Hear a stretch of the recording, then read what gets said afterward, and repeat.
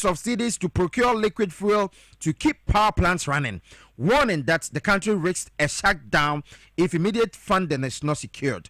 According to him, over 1.7 billion is owed to independent power producers, IPPs, and an urgent $1.1 billion is needed to procure liquid fuel for power generation. Speaking before the Parliamentary Committee on Energy, Mr. Dwaboase stated that the financial strain is so severe, we require about 1.1 billion to procure liquid fuel alone. And right, some of the two, Parliament Committee, I know, and I want the near so will pay one meaning and all this answer to two guy. And Ross was a meeting of Finance Ministry, and also Sansam now, what can similar one ever which them say to me to Tony May, or your manager, Ned Waka to EC Jana Viara. And so you don't who boy, you must say, man, penny die sono. Say in a man who day, a bear for our Ghana Hano. Once so by your home, now a year Juma, na and also to me a quay and a man penny die sono at me a bim. And yes, I dear, and ye kukrum bebim. No. And see, no, I'm so. I'm a Public Utility Workers Union. Pooh, I want more. Our Ghana ha. Echiremo say, as I say, I buy a signing IPPs no cots and now more contract. I hold our man saying, I want me in my one day brain. One more called Daniel. Edoso dosumu. Ebo bomu na wasasesha na foforo biom se na be ye beboa na Ghana for so ho ahenha omo and later on the show ye be rewre mo na NSA so delete 2,000 ghost names. I know so no I save Ghana 1 million Ghana cedis. Ghost names no efrihi ene bae ye be dey on National Service Authority. Apart from 81,000 ghost names no. Penyi kwankyerefo a wakọ hosisi atumi akwa ko hu another ghost names a 2,000 impimi no aye yo mudi na frim sa asem na akwa kosi sen ya chenkrofo bi court no wono mbekọ daben eno so ensem a ewo ha aye no so betumi atumi akenkan bia ye de mo nsem ebebrem na ya ba be bobo ho na yetumi aba be bible mo eno a na ye ka asem bi ewe chiri ho eye SML Strategic Mobilization Ghana Limited. Sa company na wo mo Ghana Revenue Authority abra na do danko akufo ado ewo abem no. Wo no mo kire mo se na wo boa atoto ne ma se ne ebe ya eye sika baby a ye fire fuel e de koton se sika ne be nyira no wo no mo bo adwuma nanso no na ye se sa ade no kra GR4 ye dada eno na beto adwa se SML4 any gold board e ba be sign contract bi ne ade Acting Chief Executive Officer at the Ghana Gold Board, Sami Jemfi, at the Atudja, I was what deny strongly, say there is nothing like that, say Gold Board, any SML, Baba contract bi. It is our semina, Botugu web and SML Nankasana, attending who Etrianato. Power FM.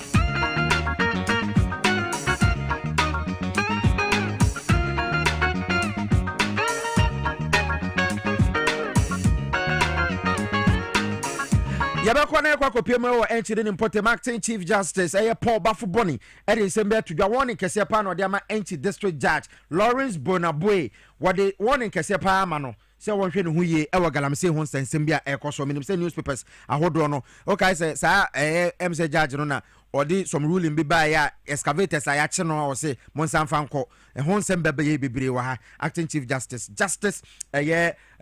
Bafuboni edi warning kese de akwa ama no galamse no ho nsem ewo ha pa no the front page of Daily Graphic etire mo se kaden potem asuo brem a enama etene kɔ ne baabi yakwa kosi no ena yetu galamse wo hɔ sansem we nyina yɛnsɛm a obetumi ate ho nka ma yɛnkɔre nkɔfa de obɔ nkrata no mo nsɛm mfonyi kɛse no na yɛmfa embrɛ mo ena no pɛi menu aba ama poma kyecheku atena se ahyɛ wisdom summit atade fɛfɛfɛ na fe menu aba na na adwo akwachewa ɔno so atena se mema mo nyina akyɛ ama makɔ aba yenua bibia bɔkɔ oh nyame adoma no pɛi ho ye mo ho ye oh yes na rita on kabi ah yeah ho ye ayo si fita osre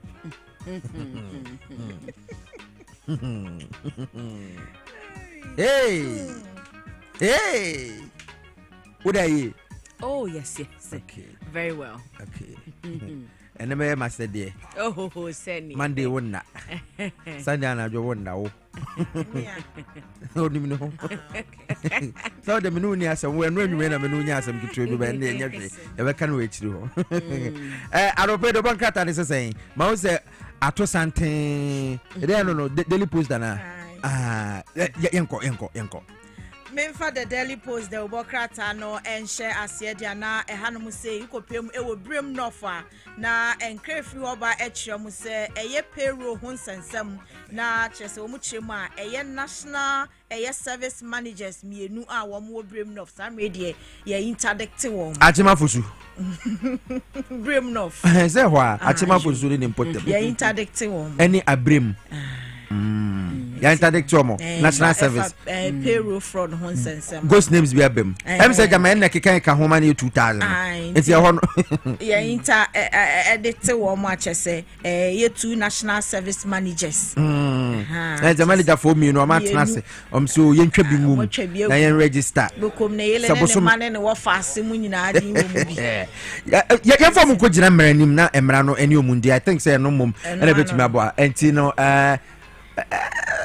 that's a security for na police for amunye amunchi omungum omunko zoa omo na names 2000 no you say I save Ghana 1 million Ghana cedis who know Ghana cedi 1 million to me it's me and ma bebe pa amamfo ni school kohwe ekron keto bi mo sa bere obi a eso ko school no pay nante ba kwansini ba ko ne fa na okwa kosa nsuo no kwa galam sefo asɛ no wo mo kwa kosa de aba begu drum na de alomagum ama ni ate ansa na ni ate eno abi na wo mbesade aye aduane borehole ni krom ho 1 million Ghana cedis obetuma to borehole ama nse sakra so what you say nkuro bi wo ho wo mu ni light wey ebetuma atwe light akọ na omo so hu kanea obi beton ice water obedidi biase na esua de omo so ebetimi abobọ sesen bi ama wo mo so what you say was scanner mu bi yes eti yenti omo ye form ko gina mara inim na meto so a energy minister eye John Gina Pomfo nyi da hanom se wo kiremu a was no power crisis looming na chese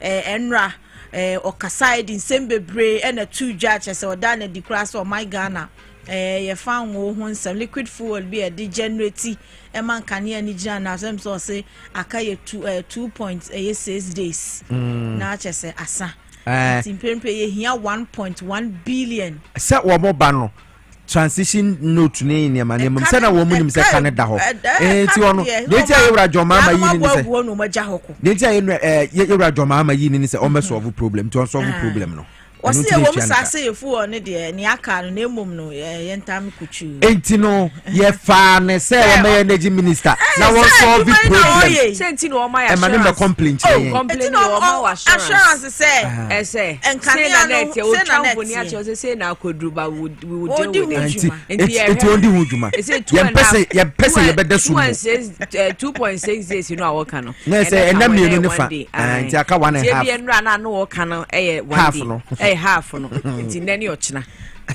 it's one solve problem we say nkodu ochina no wa krafu pani bia ba be na wo adu play krom fanko family ai ye solve problem his excellency John Dramani Mahama Somfonyi eda hanom say sidi no said the ACIF fe $1 na ni so ne de na chese wo kiremu a said the sidi no ahoden ekoso ni nyina bebo ama ye economy no se bibia stabilization no etimi aye adwuma na bibia adeda eye na kwan so na first deputy BOG boss nso akasa wo kirem se enye sa sidi na magic bi na asie na ama sidi na anya hoden na eye se wono ma sheda de nhyehyeye agu akwan mu a Ghana for na nimbie se sisi ano gold no na aban dada ne to edi bi egu Bank of Ghana no wo nso asase a wo nso start kra dada wo mo atoto bi egu eti wo mo to bi gu na gold board nso just small scale miners no so gold no edi gu na wo nso ton no na dollar bebre e ba o man ni mo ebi mo nso argument ne say aban starting tria ne ka wode nti na dollar no anya hode no nti say aban start say wo tria ne ka wode a ye be hwe se ne no so be kwa kosie emom no sesi a ye kasa BOG rate no dollar no nam 12.4 ese busu we nkwa na wie na 8 cedi ne 5 cedi nkaye pa nkaye ulim eba ne sa fuel bo obeyefo enema bo so beyefo ntina yewra John Dramani Mahama say mo amoton ne ma na amokofa ne ma bosumi last month ne ade no cedi na nya ho de dollar no kwa na ekofom timo ntete so almost 60 day window no mo fan hwe se e be stabilize ya e be gina ba bi e gina no akosi a so kra sa beti biom aha no mo so ahwe kra na do 8 cedis because they say every day be so te dollar no so te but ya o munya isa de no say ye mo ye friend say 60 days aka say 30 days because ye te so ye o de mane ya enko 13 cedis ne ko dwom ne ko ye beto price say okofa niema no na dollar ni say e na de nti nke na ye te so anu wate so ye say mu tira na betu anu watu za ne wo be ya adwene mimi nim say GR for okoko port a wo mo rate wo mo de ye adwuma ye 13 it's 13 na say ba free 16 aba 13 it's mo amone magu port no this is the time also okofa free mo nya wad na mo nkoyi because sena senka okoyi car na se car no anke se otua Ghana CKB 100,000 and they but you make gains be say be 15,000 or 20,000 be say no yemfaso a wo no wanya no this is the time say mo kran me fra brochiri ba mo nti mo kran ma no mo kran bebre na mo famra na mo nkoyi abra ne bo eda form yenko yanim na memfa we ntwato wo daily post ni mu asede na wo SMLD no good board there sami je fisenya no kre osenya no kre SML ni mu atente huatua ne to wono mo wo ma di Ghana dwirim busumi bia na 100 million Ghana cedis wono ma agi akwa kodikwa abere adwuma wo mo ye no Ghana Revenue Authority yes adwuma no duplication of duties it is asem no kramp wo mo je twa mo to e de na sami je mfini wo mo kosan contract no dama unsura asem ma be yakoyanim yakoyanim wani ya de Ghanaian Times yo bokrata ani de ebetso so no pe wo de bokrata ansem ni mu na Ghana mampani Era John Dramani Mahamad asie ha wo kasa o se obehwa ma yakwan ahodo ye wo my Ghana mu ya hye mu kene na ukọ emiamia ahodo ebinum akwan pa ya o monam so no atete aprose ko ntebi no wo hye bo ese akwan ye wo man mu nyina no obehwe no wasiesie wo improve no na eba akobedie hu nsem a ene ma nyina atumi akonkan ye no eye ba ko a eda se ha ukọ krata ifa ye toso edumiensa e wo the Ghanaian Times ni mo de nchemu no wo de aba e wo ha na wo ba ne nchemu ho no woni di oni mampani di hwe ni mu ewo the Ghanaian Times mo Justin Kodua Frimpong Trofo penny edeba NPP amanyuku National Press Conference Party okay na di omo ka wa he ni omo se omo ba ni internal campaign ko si say be nominating crofo wi and I be nominations say na mu elections 5 months di o omo ko twa o when is time too much and e bia na njom be nomination enti no kana say because enya say and you so mu bie ni internal party na here ebegu because our campaign we have got no internal campaign emfa opening crofo di ka be declare say wo no wutwu mu tan ne betene ye pekra o contest na obekobi and no to me stop your money onya akwanya rubber bia obey campaign to me sisi ntu ka say internal campaign no maso mini me fi asem baby eni nyina kan fi no say efi ne compound house it's one room no it's where you pay asaba akwa eno so ewo ho eti yo waka say wo mbefa no eno ne asem ono Canada Japan no office asem go ya eye Justin Kodua Frimpong ken befa say ne waka so we trofo peninti akwanya ba say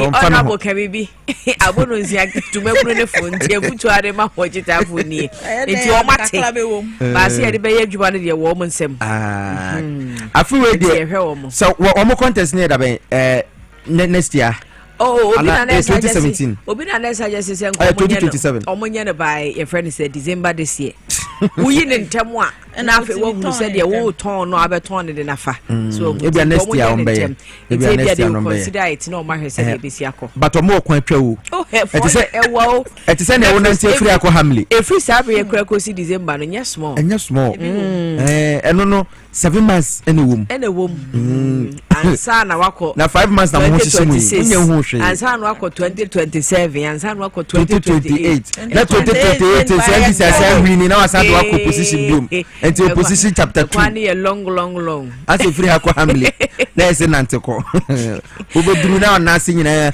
ahi enti Piesie ye to aso o Democrat akoye ma we twafoni e dia ba enkakropon ba no dafo ana se measure yewra eye alote ni mfoni e no dia to a Michael Kpakpo alote ni mfoni dia to na no dia ni bre na kasa ye wo se edwadifo na wo ma beji pavement ne so aboso no onim se adwada driver no so mo tie atwa because yama ho kwanya ma edwadifo abegu kwan so ama wo ye drobe ni kwan apa bia fa wunya size hoye pe bus stop kran ka bismi akọ park no edwadifo ni kaka sa abeji wafa ukogina ba bi se kim na driver for posi for so de opechi se ba bia wagina no honye parking lot na honye we nti adaba for na dwa wo mo se dwa do mbeti atwa won se we wa ma deadline ese kodu Tuesday wo mo so se Monday enti no se wa nye ne ntem de ne Monday no de ya ne ya ba ma mo be kasa ahwa de na me ti se ya ba ma ko wodi bia wodi ba bi na ni pa ni se se ma ni bi bu afunra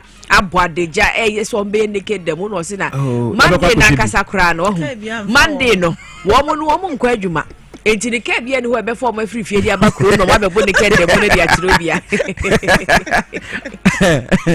enti no ene kroma be de ene ne kedem na kroma wo ho ye pensem hunu dodo this is the time I say just ansem hunu no na ye build your mind no hwe say ya wo na onam Ghana ha menye wadwen say you don't have anything to contribute to nation building no baby a woton ade no enye ewo mremu sem ton ade wo bus stop yesi bus stop ye ma driver for no na enyina ho yensi passengers na yenfa passengers nti ama kroma ka twa den dia odi agwa na obi edi atwi nyina no bus stop no wo honso yes I reach o pie yes I reach o koti yenam dia you know I swear I'm kind of pure so yes buffalo buffalo no magic adena boso yen ka say amanu bi ni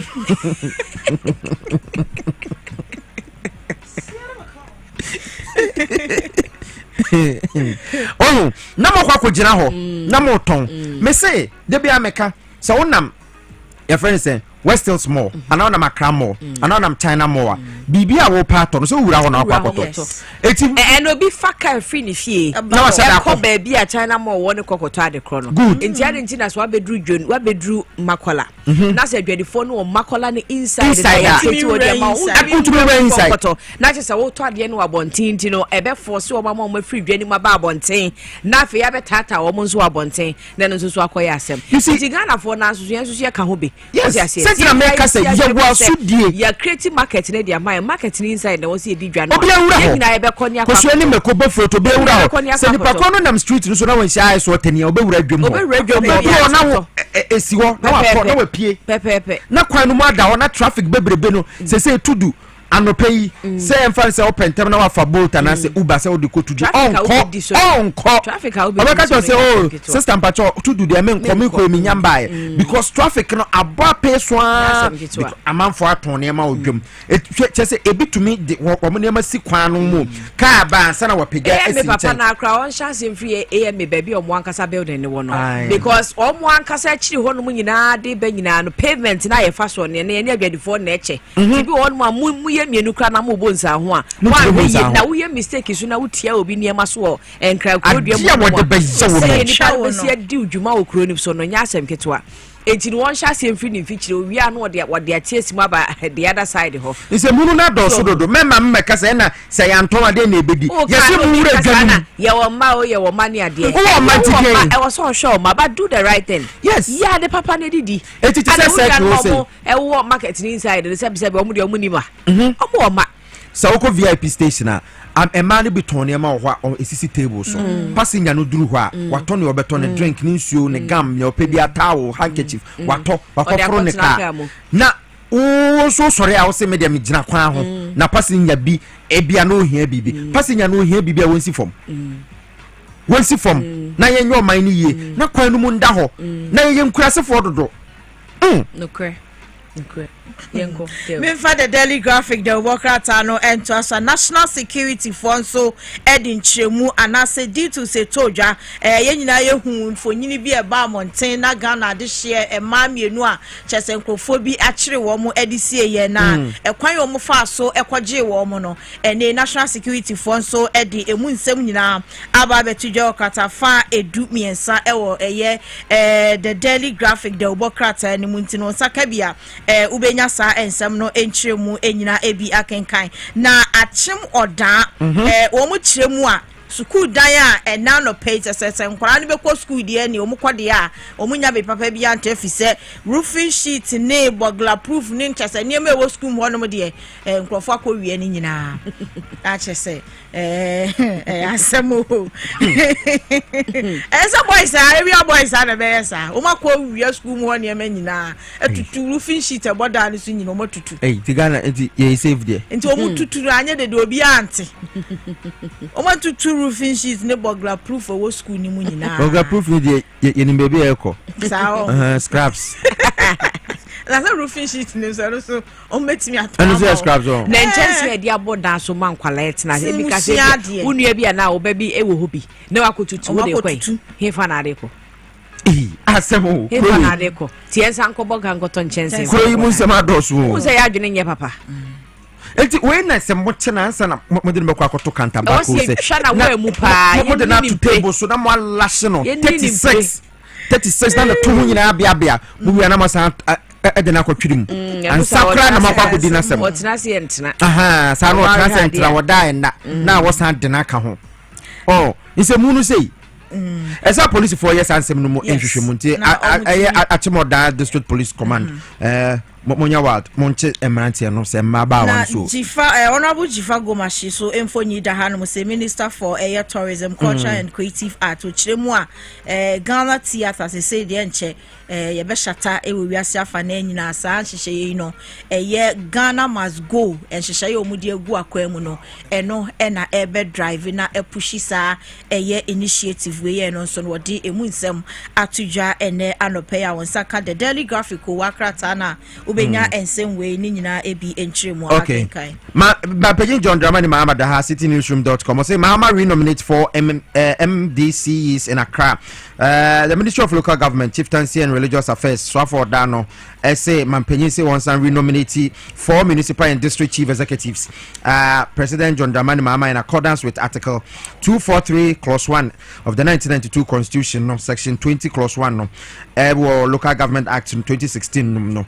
Senior woman say amende no sa pepe na mampanyina fa so nkrofo a wo mu yi o medi say yes amafo bi kutua losing bonus eti wo say assembly members ni giska mo kwa no ma to atia eti ba bi abisiye ay nam so ma greater regional minister bufu ye pa e no ankasa ne mpeso aso sai osudoku eti Ignatius Godfrey Dodoi yasade na babium okay yes wo promumpo yasade okay Rudolph Collingwood Williams ayawa so Central Municipal Assembly yes wo promumpo yasade na ba wa ye be ma no kwaji losing bonus le kotutia ye be pamwo ena ukọ me amidim ayawa so west Municipal Assembly minim so mo tutiano Michael Mensa wo mo tutiano mampanyi Mahama say wono wasade na ba Alfredo Sni Anyete Ladadi Kotopo Municipal Assembly wo mo tutiano mampanyi se mo boa yasande na ba eti no any for MMDCs bia mampanyi asan anominate yo monti krata no ha say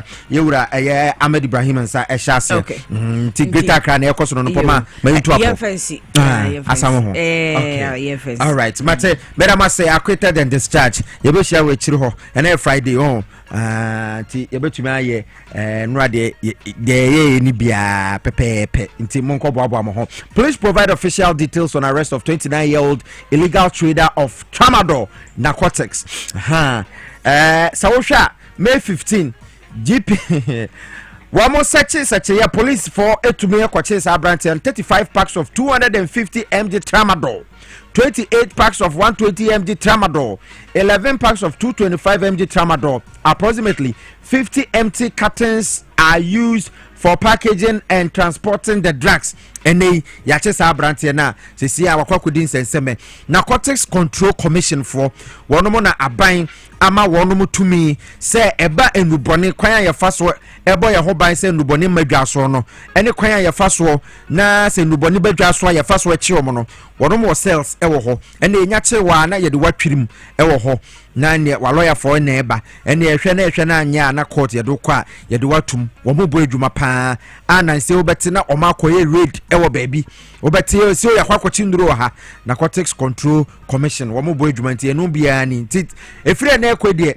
enubone no hudwadie ne de obete ho nsem bebre se yache ebi mu ha yache ebi wo so sport yache ebi wo eye kutoka yache ebi wo madina sa pepepe ebe koso kumase ne mpotem tamale eti ya amon hyane nso ebe ba ne sensem no do so anye se ebia enubone dwadie no na aban no na ama ne koso sa eye se aban ne se yachi o ma ye magana fo nyina so nte sa pepepe na ekoso ene mega cash na odwa so but star 426 star 5 hash ewo fo no so select your PlayStation and select one lucky box ewo ho we ye XYZ na power mega cash lucky box XYZ mega cash lucky box no eno one 7 no one ticket buy 5 CDs ko twabi now so bet to make up to 500,000 Ghana cedis kai say the NLA lottery platform no so Caritas platform no so na down the 18 years won to me nkonko twabi ko twabi na afi ya no pay won so sika betuma ababegu wo bottom abrante kojo fosu fandi ababetena sia wode agudie mu nsem no so ede breye no nitim kama pa abrante kojo fosu fandi Piesie Okrah exen anopo ni ma sere pa sere ni nyansi pie nyansi pie ni say by the close of the day not seriously and investment cost saying investment and won be wi sao say a long bet and mum de be wi o hwe ko weekend no na say ahwe na say bibia bom tenene Chelsea ni Manchester one show ehwe mu mienu so it me etra hono de on e fukoko no ye trape na say edem mate fa good endum sem do soma atifo ne ahwefo. All right, Piesie Okrah kwara no sem raso sagure usi aboabo no se power morning sports ye hwe na yentimi emfa so mo el dwumadi ne so de se power 97.9 FM TV XYZ usa o share kan some no entos mo de kan editie no ana be ka awon so wetimi atene room out the sports minister wetimi akasa ada fa under 20 AFCON am koya o mentimi an qualify an ko pm finals and semi finals let's say World Cup crab no o mentimi an ko ho sem area better ho sem Masaudi Didi Dramani ono so akasa penfobre akasa ada fa under 24 no ebomodema o mentimi an po under 20 no tournament e koso Egypt ne ho sem ma e show South na onim say they say Ghana Premier League and also ebetimi abaso weekend we are fixtures no nyina I ready I don't sem no ma I will show no mo chane so say ade se okopiem man dey say FC Barcelona say ade se okopiem dia na say La Liga no omenyaje anesa ohormaje wie enti ade ho sem nyina ma I will show no so na okopiem Saudi Arabia dia Al Ittihad Benzema and then Crawford no omonso ometimi age league title no Eyo hono me de ho sem e wo show mo chane so se roja imano the sports block and afi justice ebo tell the iron boy ebo chidom se producers matina say I don't know pay me some no Ebromedin obviously in the praise himself F to the A and DY fun team. I'm sure I say not me for the PM the Ministry of Sports and Recreation. A honor and I so PM the Honorable Kofi Adams and a Dano Kama the said panel and the Sarah cried to all chambers or say black satellite for or more exit mutimi exit here from under 20 Africa of Nation Koso our Egypt or metimi akopiem quarter finals or mentimi qualify and kopiem semi finals and qualification and kopiem World Cup and also ebetimi abaso for that 20 Chile no ni nyina omantimi anko no ana sports minister ebetuja no che osisade no ade pass ne yaye pa ya say black satellite for no omantimi an qualify anko manim. Our team, the U20 team, painfully exited from the African Championship at the quarter-final stage. That team is really a very good team, and I believe that it is the team that when you keep it with few additions, they will grow to become the under 23 that will be participating in the Olympics competition to be hosted again by, I think, United States of America. And when that time comes, I believe football and many other sports will do us some good. Eno some honorable Kofi Ada said to Jade Fana 20 who sent some seminal at the Emma now. Only we see there's a Black Stars and a Black Stars lights for no match or more bomb itches for a born in Nadia. Name a penalties and a my team a the Black Stars lights for 24 no Eddie Freemoa. Yet who some Emano as a Masaudi Didi Dramano no and a head coach at the Black Galaxies no and that 20 as a local players no or then some Matuja Ocho. So say ban penalty. This is a blaming boys delivery because the ban penalty is there. Obetimi practice our training grounds and as some no nipo be mix penalty ni crab one crab say training grounds no ono crab pon team be share penalty bo so be nyina obetimi ahye ni yesan so kopiem a say Messi and Cristiano Ronaldo and top players ni nyina e so nyina etimi mix penalty crucial moment nu e say e bobo is no so bo e say ball no omo bo nyaba lack and na enu side. One moment if you ask them they will tell you that we train enough. If you ask them, the player who missed it, they will tell you that he's one of the best kickers. But how many best kickers of the penalties have missed? Ronaldo have missed penalties at crucial moments. Messi have missed before. All the top players have missed before. Franco Baresi missed. All the top players have missed in very crucial moments. It's just part of it that we need to acknowledge, irrespective of you finishing in training and you get to the game. Sometimes you need a half goal, but you don't get. But you hear people saying that no, they have to do more finishing practices. They have to be deliberate in terms of their training sessions, in terms of finishing. Yes, but in actual sense, when you can do all these things, and in the game it's a different temperament. In the game it's a different atmosphere. Sometimes you hit it well and hit the goal, and then they said luck was not on your side. It's also part of it. Etiano and Sama I don't say I was shows Saudi Didi Dramani and sell any Jama I was shown so yan to us near for money gusu ejara 24 aside and so copium then is a former AGF technical air director Papa ni din Eri Oti Akente ono and so to just say ban Ghana dia on hu DNA ama ya ban ye football na ye football DNA Ghana ye use to say on hu DNA bia esen Hans Kofi 5 years development planner or the ever to man 90 and so business ebe ka homane boy Ghana ye team edit your trophies kakaka na no ede boy ho samarene samre no so ohun eye DNA bia Ghana e bonus here a chance 5 years 5 years development plan ye team edit to my football no. Very honest, to be very honest, I was going in line with because I became a little bit biased because I was with Mr. Benkofi. You remember we put in a 5 part of it, and I did a lot of work with Mr. Dasubari, Kosia, Frane, Sam Dudu, most of them. We did a lot of work. What do you call him?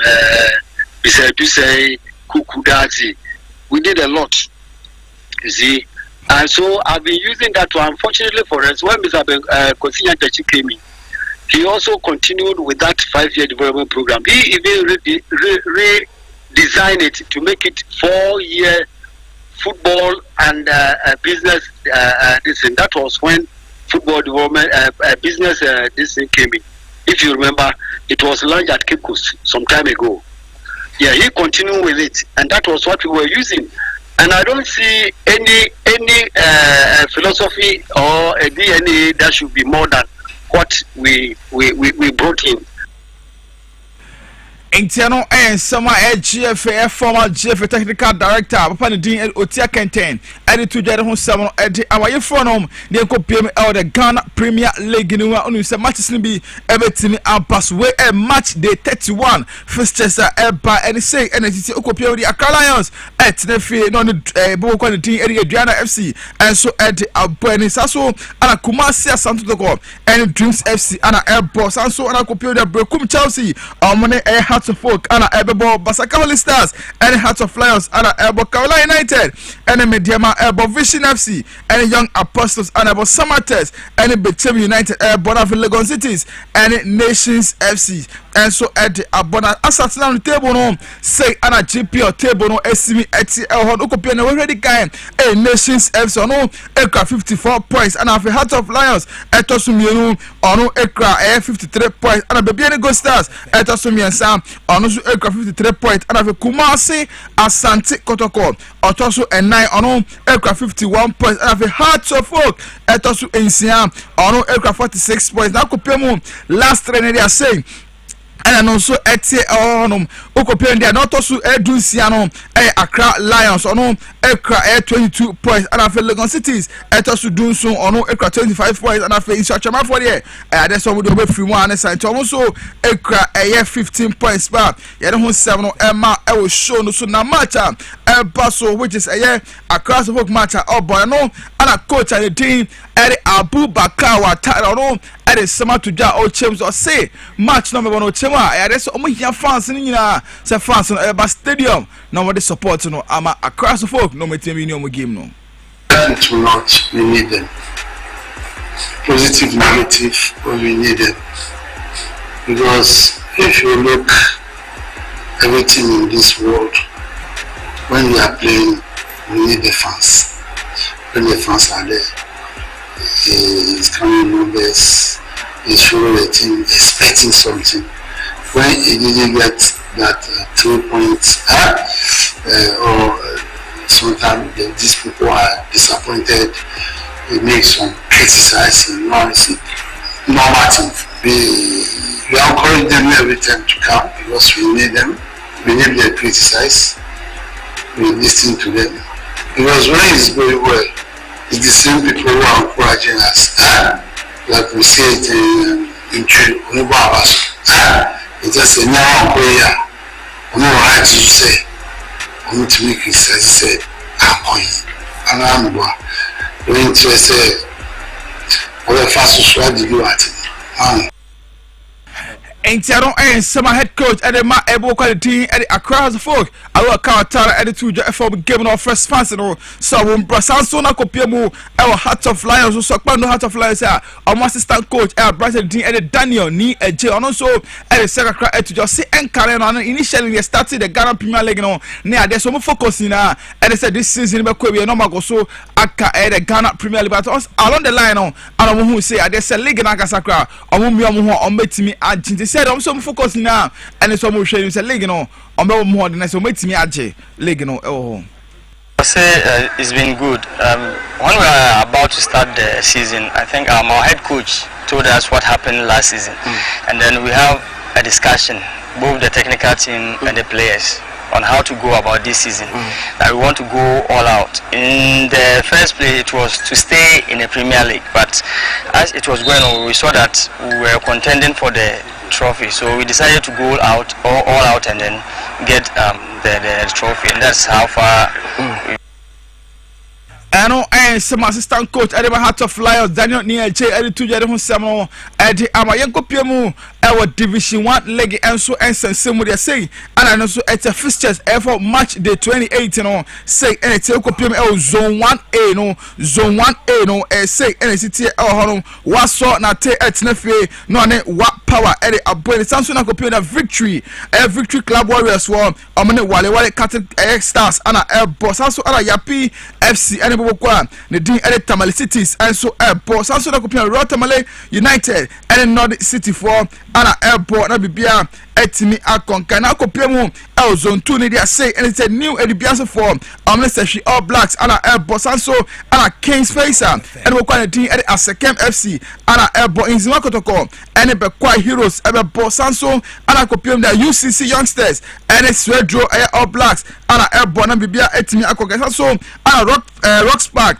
and we quite the at the Sky FC Elbow Park Academy and the Future Stars and Elbow Second D 11 Wise any Elimina Sharks and Elbow Soccer Intellectuals any Mysterious Drafts form and Elbow Zone 3 no say and Zone 3 no so ETL FC Nania Omni Kings Palace and Elbow Great Olympics and Home Stars and Elbow Kotoku Royals and Hoho United Korea United and True Democracy Elbow Park City and God FC and Elbow Akachi All Stars and we quite the team and the Rain Masters form and Elbow Golden Kick and we quite the team and the Sempefi and Elbow in Interlies and a Trump visa and so abona bibia etimi akonka na onim say ade say the women's football festival no and so baso kamaka no say any city ukopie mu dia 2 matches and baso Sunday no our university University of Ghana and Lagos Sports Stadium and ebetimi akos the first match no ukopie no FA Cup no women's FA Cup no and baso ukopie Jonina ladies omni first ladies wo and airport and 3 p.m. na match no etimi ashas omo wie ya na 6 p.m. se Ghana players women's Premier League no finals no enso etimi abasa no ayampem da kwa ladies omo ni police ladies ana airport and drata se okopie mu dia obra the team Tony Open ono obepiem Ghana say domestic league bi ebo no anatona dia koso ase ono so chairman ewo mu odimu akotinye pendroda otimi leading the delegation no and delegation na mutimi kopie mu ewo honorable Kofi Adams akache ewo mu kodi nkomo eho as minister tu dwa no chem say o invite obia say Ghana fo nyino bia ya me at Sunday mbepie mu ewo University of Ghana Lagos Sports Stadium ho na se mo brada mo hwe game no mo so support no ma teams ni nyina na mo support no bia etimi ekoko chema gate no free gate obi aba untu ahwe and I say obi aba pbs okobia no o weti akotena na akɔhwe gate obi a emra mehwe game no weekend on the 18th of May the finals of the finals will be played.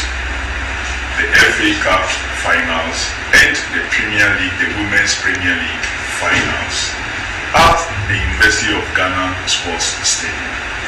Each and every one of us is invited to be there because the best is yet to be seen and will be seen there.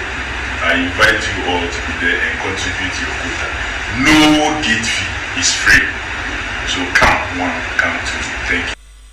And Tiano and Son Kofi Adams at the 2 dry for the women's football festival na Airbus Yamena Sante our Lagos Sports Stadium 7 at the amount. Yamna no call and so say for Baku and Tremu the under 20 Afcon Air Course. I say South Africa for Omni Morocco and a shame of finals and South Africa 18 Ayabakos for the past 28 years no affair of meeting Pemu and so finals on the basis Yamena Sante and a finals no and so Basaso and Kopiemu dia Okopiemu La Liga dia basuna for omenyaje La Liga no ewia na sente sade and brother o match mo wini ye no so metimi age e dey suo mo na sana for Okopiemu Arab so dia say e dey titi Okopiemu dia Al Etihad no omoso maje e dey suo mo na so e dey ho sem no eba Cristiano Ronaldo ne nkofo omentimi age Benzema ana fe Abrante Ngolo Kante omaji edesio mo na so ede ho nsem no ma yefa ni nyina ensiwa asena Dwaboase tumede ento aso emfama hye unso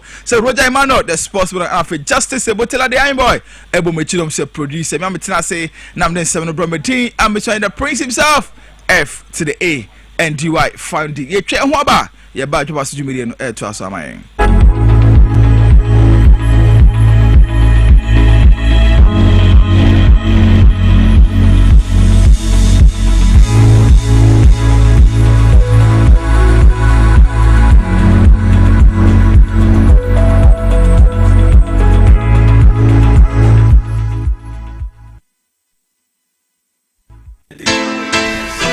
Tiasie no me kunu eware wo odo ene asumdwe kwanso yawo we na chi no me kwachu ba hotel pop pebi say be sepeyo what a team for so crown na maye bibia wo nyankopon sem ekoba ne san me kunu antina se edro botu waje eye edek SM bites wa eni gia befi we na me de yem Bible edek SM bites timase mama me Sa wa worry mu enije bewie wo paya na sa wumpom agrodie ebeye akwana na ye kamfo edek SM meters Mrs. Wa oyemi onyina monome no okọ one time edek SM meters where the mama hey oba wa fa yefunu ene oba oma ne ba enufu enumbi wo ye bema na wonya 18 na wontumi enum FDA adi edwadie nkatoi.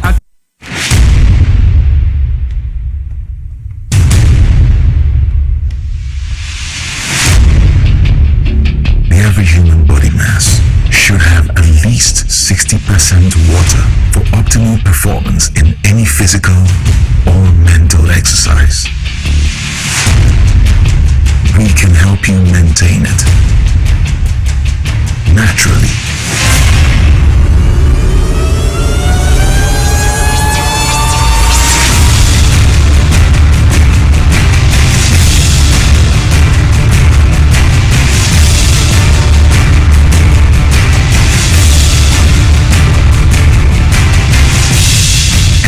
Natural mineral water.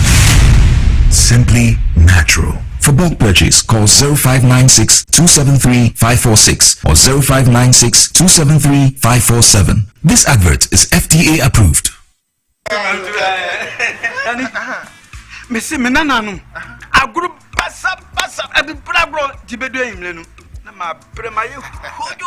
As for me, I take very good care of my grandkids. Ye diagro na yesa edrum rebi kra na me ba no timide omo be gumi so weekend no eh mumle memre eno ntina me ka kire o say ya no medi garlic capsules poso nyina ebesisi so kama as I stand here my doctor said my whole system has improved very well. Medi garlic capsules, yes, medi garlic capsules. Oh sa na te pa dia. Medimosis garlic capsules. Wa mamoja di nipaduane mu efrusani yi na esiesie oba ne barima mahona hoden. Ubenya edroyi bi ato omanyi mu pharmacy stores frey wo 050 349 4885. Edroyi enya mamofra enye ndi fie dumienu. Apemfo ene emma emanofo. Medimosis wunni how FDA ajidwe di nkra to yi ato.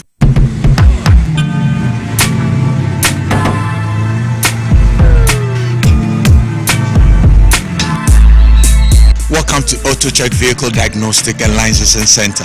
I hear my car can be checked here without going to Okrah. Sure.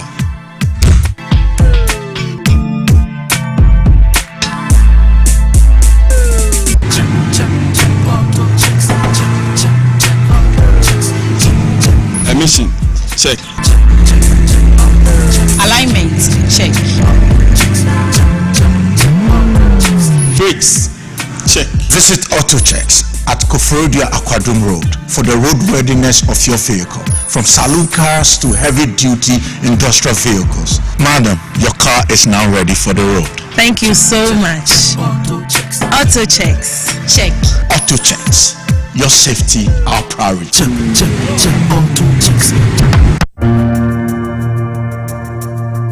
Welcome to the Royal Dazzle Event Center.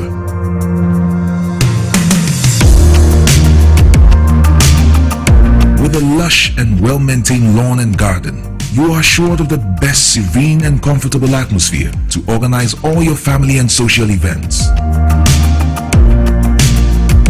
Live the royal moments here with friends and family. The hosting capacity of 600 to 800 people makes Royal Dazzle the most versatile of places to host weddings, parties, funerals, conferences, concerts, and many more. Create your memories with us. Call us for inquiries on 055-814-8585 or 024-620-2144 or pass by and speak to any of our friendly staff. Locate us at Nijon, close to Zoom Lion headquarters. Royal Dazzle Event Center, creating memories.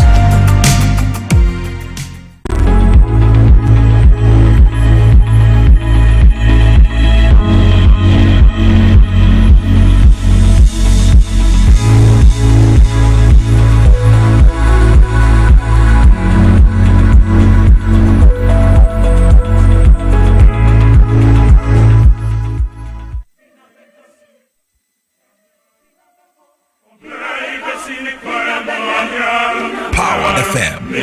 Miara enyo biaro miara. Abusia for some of my chibium Emma Makwaba the ba Dwaboase Jumede so live on TV XYZ afena will join here ya sha said that I say so I join here live on the frequency 97.9 me the Piesie Okrah. Your chief tankers, your boys prefect, honorable without constituency. Me constituent and no pay yatenase. In summer year cannot eboda on the development of Ghana. No interest, your interest your bako, and that is Ghana. And I no pay say yatenase there. Ghana one seminar year can. Wo tamale ye bedru ho, wo takrade ye bedru ho, wo sunyane ye bedru ho, wo koforudua ye bedru ho, wo ye bedru ho, aplao ye bedru ho.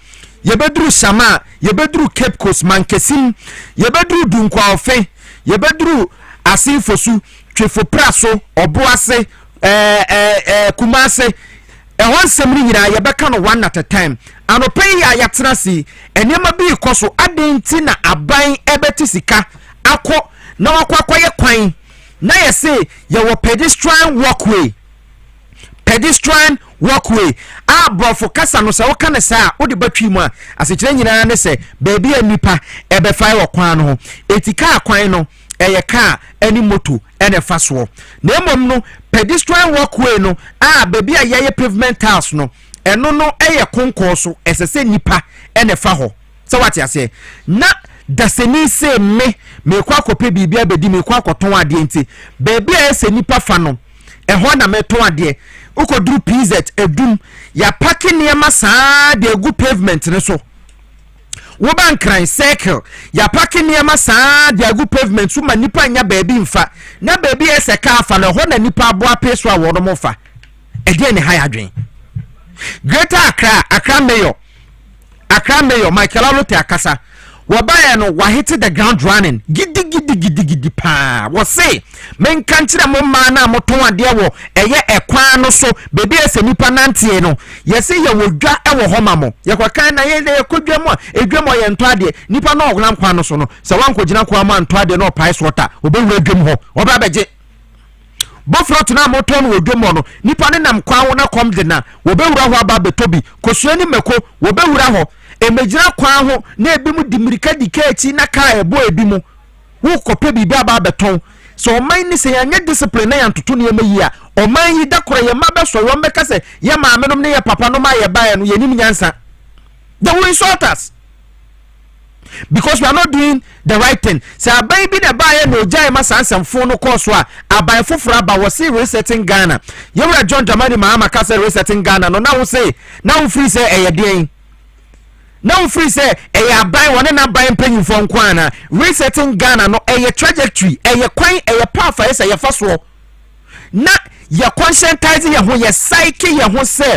niema dada na ye no atwam Bible kraka o se obi ba Kristo na wa ya abode afoforo niema dada nyina atwam hwe niema nyina aye foforo eti se Dwamama bedi president nkwa de a na wayi na soafo na wayi mansiri ni kropon krachi mpanyimfo a niema dada nyina atwam hwe niema nyina aye foforo ma yenko Accra me ho Michael Alote wo se ema no wo mamo up to Tuesday Michael Alote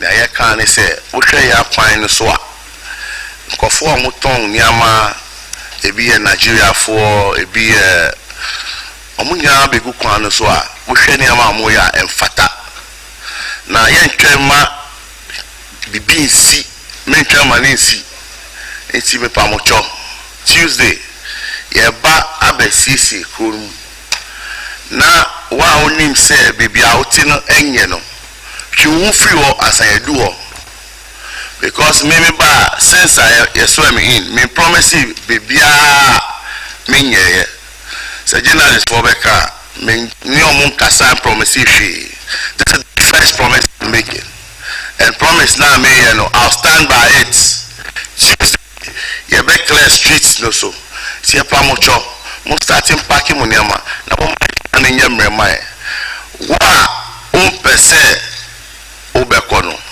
ye be force mawako eti wei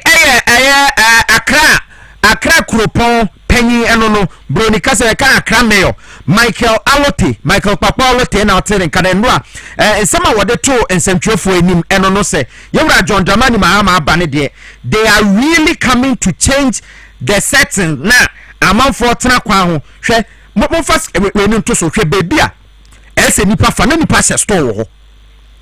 What sort of lawlessness is that?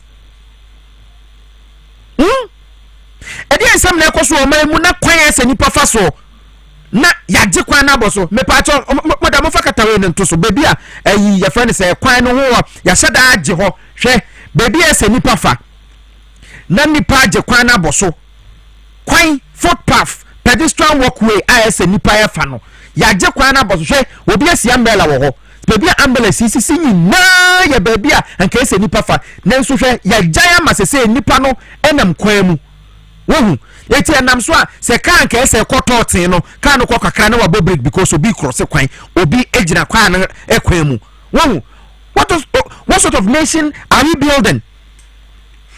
Raf if we fix the country Nana Akufo-Addo abere moye demonstration bebre. It wasn't about corruption and it wasn't about opulence, it wasn't about recklessness na ewo abayin penny form, but it was about Ghana as a nation yentima mufo ayeti o man no no den na eseye na yesu etumeboa na man nya ntoma pa na wodi fra Rafa Kwaba ya ebechi Ghana for na mada uswase se wama yakonya anopei say mambedi Ghana ho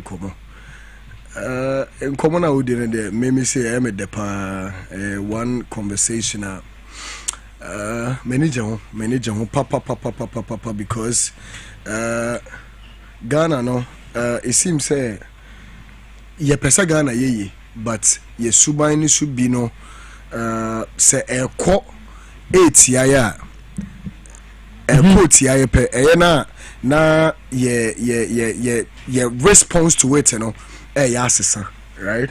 Which I think that in that ye can say majority of Africans majority of Africans and even president Okrah ye didn't see so you know, or welcoming one of the greatest sons of the land from Burkina, Ibrahim Traoré, or exhibited the kind of leadership the young people of this continent, you know, have been yelling for years. In fact, John Dramani Mahama Ebabe president, you know, okay, say Obabe reset Ghana and that resetting, you know, has to do with the kind of leadership Ghana and entire Africa, you know, have been missing for years. Okay, and one of them is seeing somebody who is very critical and bold enough to take drastic decisions, even though it might affect the people today, how some ways or the other in the long term, no, in the long term there is a future for it. So what I say, this my brother, dia makunhunto kwa and anope yampu this year. We are just coming from the Ghana Immigration Service. You do honor omani honor no and confirm she table range honor in the city center. I had me American car honor Washington DC and Accra. Now ubeko some institution like the headquarters of the Ghana Immigration Service. Now ubeko to confirm she table sudra it's sometimes it's very uncivilized. So what I say, and when I'm so mad driver for say Monday one more here because bus stops no some manage the bus stops now before 18 no say no driver near say ojina bus stop obeduru na why ma ontumi nyina na wagina ba na post na ba gini sika eti ye ne ya obere ma ntwetwe nkomo ya obere ma ewo True Drivers Union wono ene kasa ma omo ya obere ma temenka Dwaboase dwumade so na good morning. Piesie Okrah only a team for the case you could be a change with the other. Yes, say more about demonstration, but before that, no, Greater Accra region has say, Accra mayor no yana and Pempino Accra Chrono, Fakesena Sanesa, Wono Eshese, and Yamabetuma Tot in a Kroma Tekama. What the one in Kesia Kwama, Mana, or more bigger, pavement, so, and it's our bus stops are who they. I quite to say more press conference. I'm say a whole response, and I'm starting here. And no, we know what I say. The kind of demonstration anyway, Ghana for and making it clear.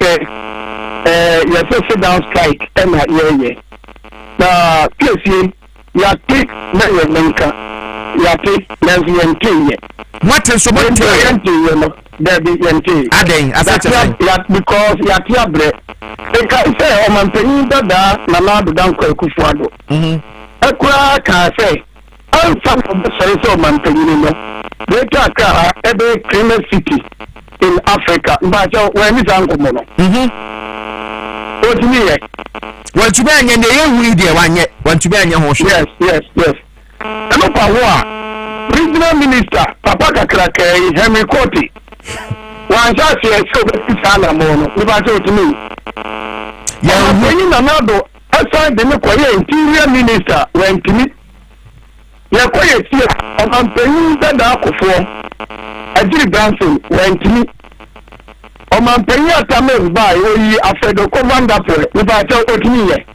oye bi ba wan timi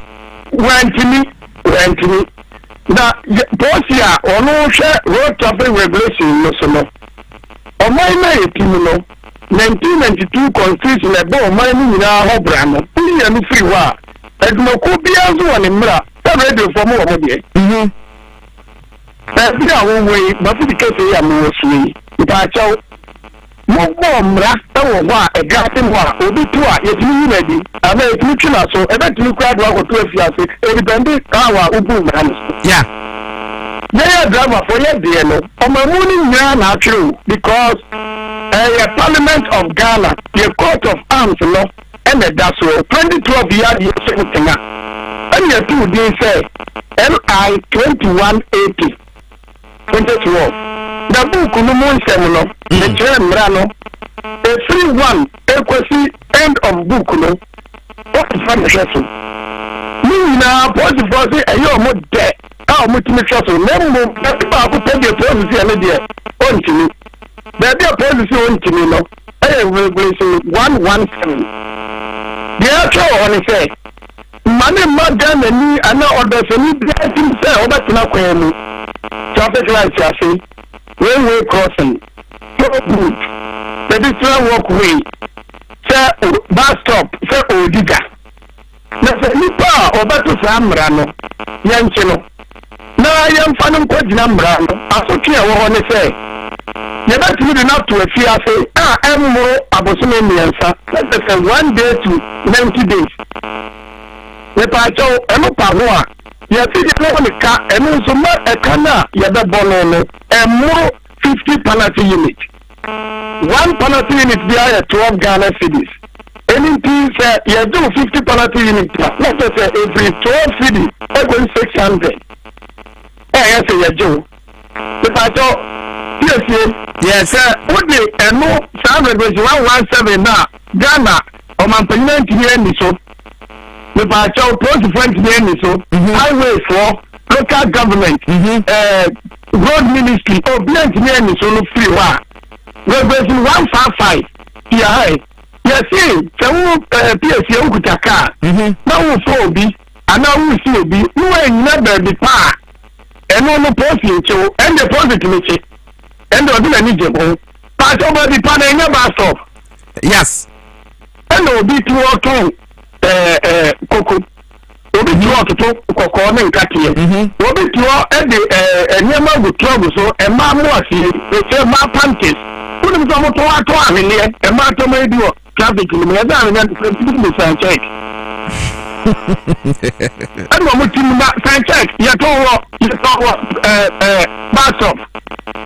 Now, I was a woman say, one moment to find the whole day, no, the one car ain't a problem.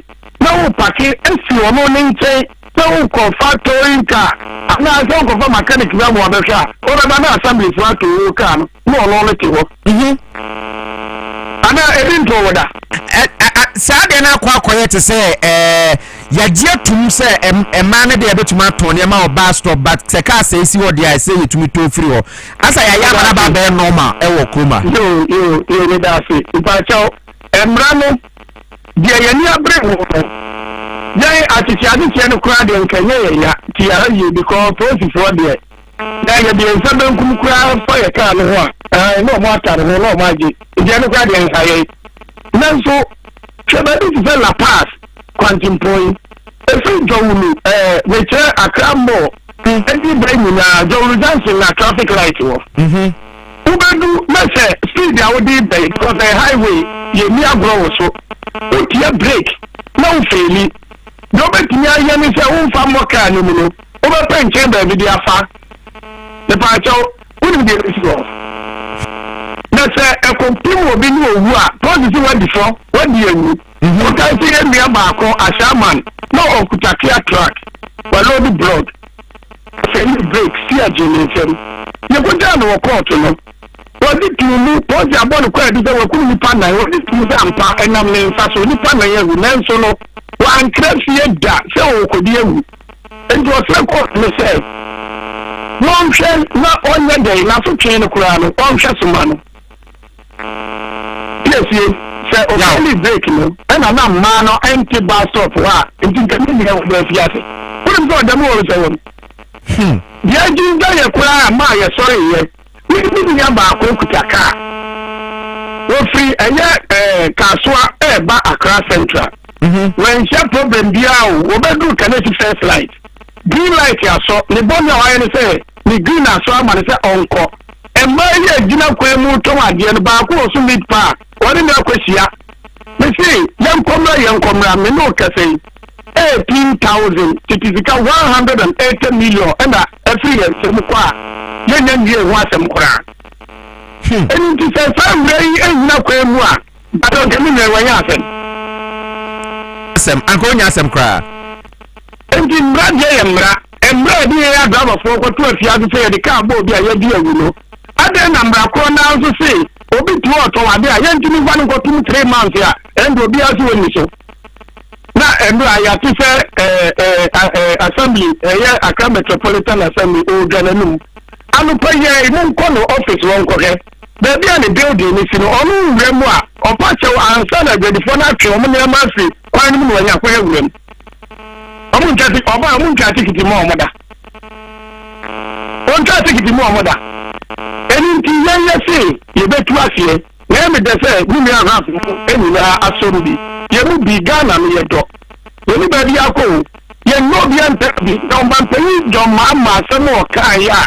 You very who said more blue, was all very set to Ghana.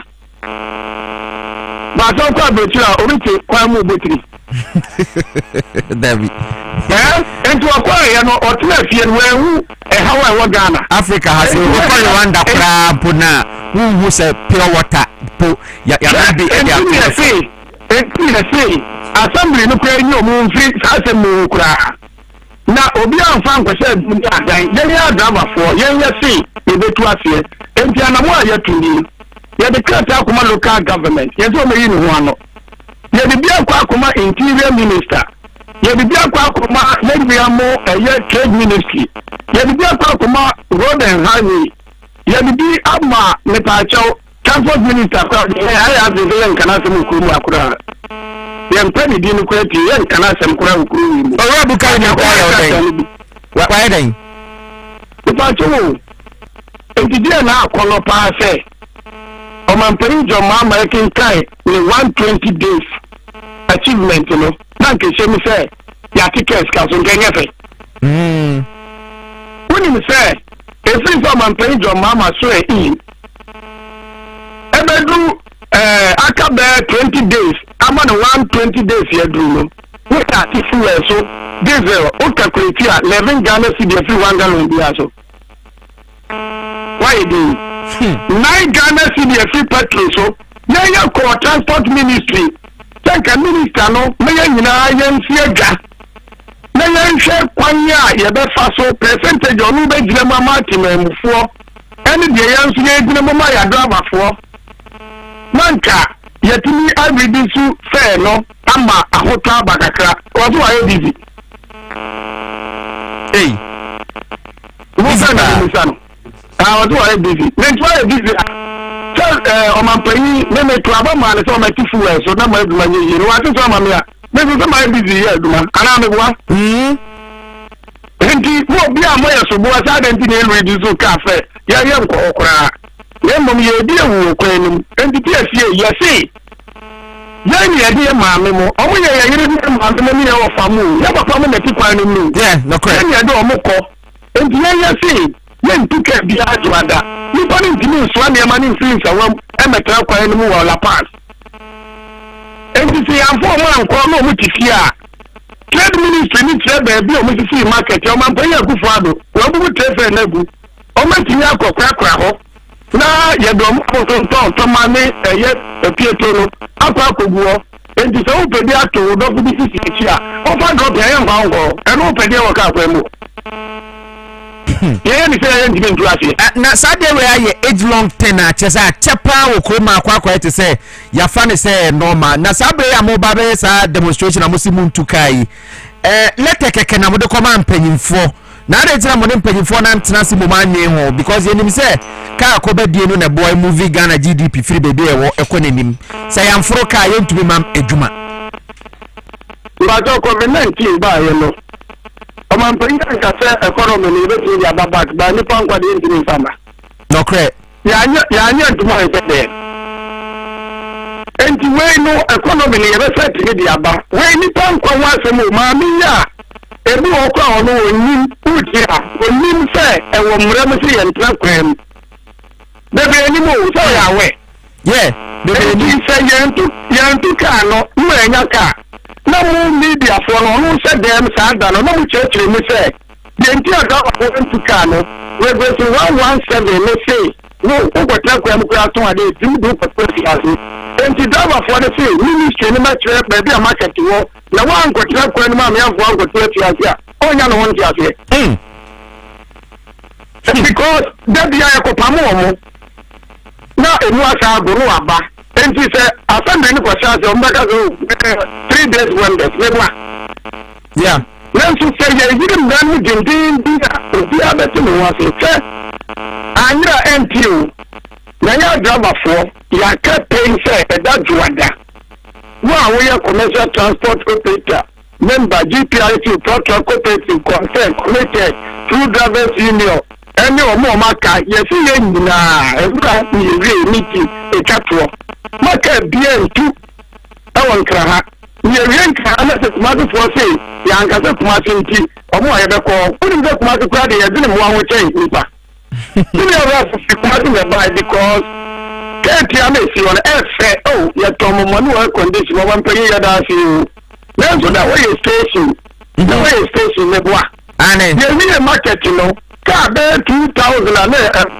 station ni say 200 kwemi pa chaw ya ni sa no zuku enya ni keye ti ane bosie enya mpan na kitari mbia so enya mpan ni ntimi no mo nko eto mo baby ntimi so mo nko akoma da baby emfa ho ni nya terminal emfa adrama phone ra emma ye ma me mu ra terminal num ko tema station se me to pavement no so what is here no mako yes I am Okrah Zoo kra say emre bi wo mo sesa no eyi ni free baby na e wo e de ko ba bi foforo so enti ade ndi ya dwene mu aho ache nipa emo no so ese to be dwene omo so ho because omo so ka minka say me enwene omo ba ndi dwene omo nche nipa abo no otare zoo wo no theater enti say aba se kuma be na ho so di sika ma ba no me pa chaw minka say mesika ebo ye say ko hwa abo no ye di tutu book mu go elephant and name elephant me nine me sat me ho we basa mbacho eno no ekle konzwechi I know that is on a lighter note, but it is a say na Monday mum pesa mo bebe adwuma no empanifom mogde krata ko obi anyanka ahwe de ya tuni nka ne se post say ye eka say ye boss say enye onu akono thank you betu na mo menso ya o post na mra no kura no boss menso ye free one post penyi bia won wa ko na hu meje mu kura ri asopre say ye nti a post kura nti nsu ntimi nya wo hwe no unu sa post fo yire mu ya to freeze akese aba jamo fra e wo kura say eso asu mu bidra traffic mu bi ende me nyahu bi ba me nim sesa wo ko apolice fo atena ya e fridge ne de sisi hwa ni What we do is inside the open motor. What's the penny of one with German Assembly? Yet local government, transport ministry on the Asian local road, interior, silence. Okay,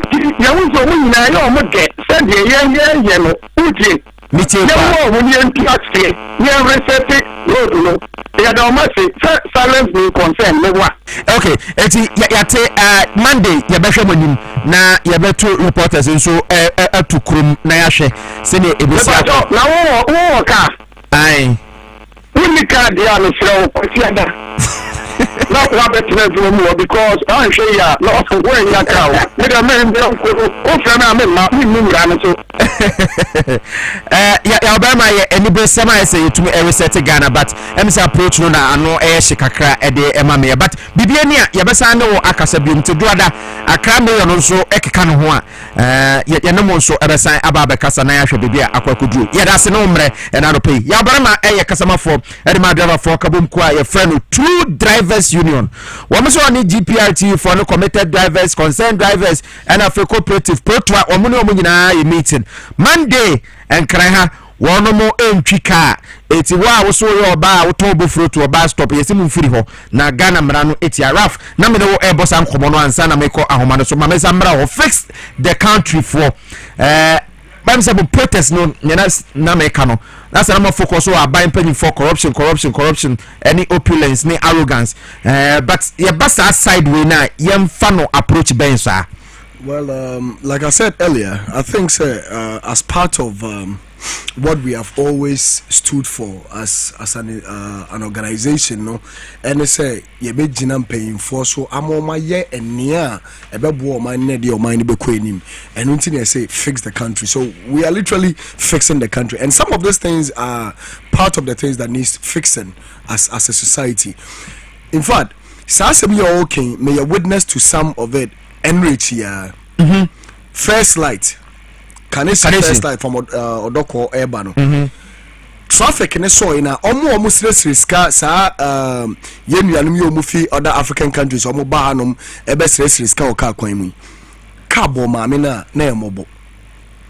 And yamakwain ebimu ton buff loaf, ebimu ton meat pie, ebimu ton pure water. In fact, okoka na one can ye. And yemunia mimi say at some point in time I said to myself that I'm not going to buy anything from the street again because it's like you're encouraging it. So I say open maybe you open maybe even when you're in the traffic you just drive to the shop, you park, you get down, you go buy your thing. Even bus stops no cry ampono you bet to me a place that a man be park bus stop driver mpacho mi kotonsu na wananti akoho akoto we are na street no matter what is ye no but people are asking say ye ka say man in free ho no no ni baby ameba me my message be the free Daniel Maditi Renada Gundo was say the system made them to sell on the street. It is the system that has pushed them to sell on the street, and people are buying because there are no appropriate bus stops and I say car parking places. It's not appropriate bus stops. In fact, I will drive it from Yemfani say 37, right? From the Jubilee House Airport. Yemfani say Accra Mola. It ever say Accra Mall. Udu Maximaxa. There is a shop you can just park at the filling station, go buy whatever you want to buy. Udu 37 bus stop there is a bus stop. Just that the ways at which we have structured them and then you're civilized. And Udu airport also another bus stop yes net for Dainichi. So at an airport police station and also bus stop back. There are 7 bus stops that you can allow that because it's on the highway. But bus stop bien nihobium. And there are for na creative Shangri-La. That is how we're discussing some of those things that we need to go to the root of it. I didn't think that in Kofu engineer Kwaso air top pure water. So me, a part of my campaign, street evangelism. You go there and you ask them, say if senne or mine aqua quadia sas yantam, and I see ye diabru, ye diamu. Ye duashede o man pay John Dramani Mahama ko bie Commander Sugar Factory ye nya hwede e de be feed the factory no ye dua nhwede ne enyoman kaya ye hia majority of them will leave the street paid my and the saddest part, and I need to say this because this is what I've been doing for years. When you go on the street, majority of the people on the street, you know, almost from the central region, Gomwa, that Gomwa stretch, you know, Ebano, and one woman yafi, and they be moving Koune other places, but majority of them are coming from the central region. And when you go to the central region, they have mass land, minimobia. Your friend is offer cafe mankesim now about the top persona ewo kaswa to boot obia na osa mankesim me wo video if you din komo earlier kametwema maami bia me misia no traffic mu na me from Cape Coast back wakoton popcorn wakoton popcorn no not kaswa na me fi Cape Coast na I think say esia no for baby omo ton dokuno omo for say yamransa popcorn na popcorn ankasa say na obetumi asoa ama mi penyini wasoa popcorn e dia call mo okoto a osanso obefie and opa enne ma mi eye me ya opa mate chew say mate ne mfa nche no call in ya ntɔhwe okoto popcorn besia akufie imagine say sa ma mi we se ne ma wawo mo ewo adwuma bi ye within the your central belt no which is into farming enye adwuma kokuroko bi a tis we nya nkrata ye mfa wo adwuma at least ye betumi yankase betumi take advantage of our land and there by cultivating a lot of foodstuffs your researchers agric researchers betumi aye amienu se asase we ye dua ahwede wa ebe asase we ye dua bankei wa ebe asase we ye dua mo wa ebe ne de sankofo ni nia no aba on board to make sure that we utilize some of this youth omo maame mo bre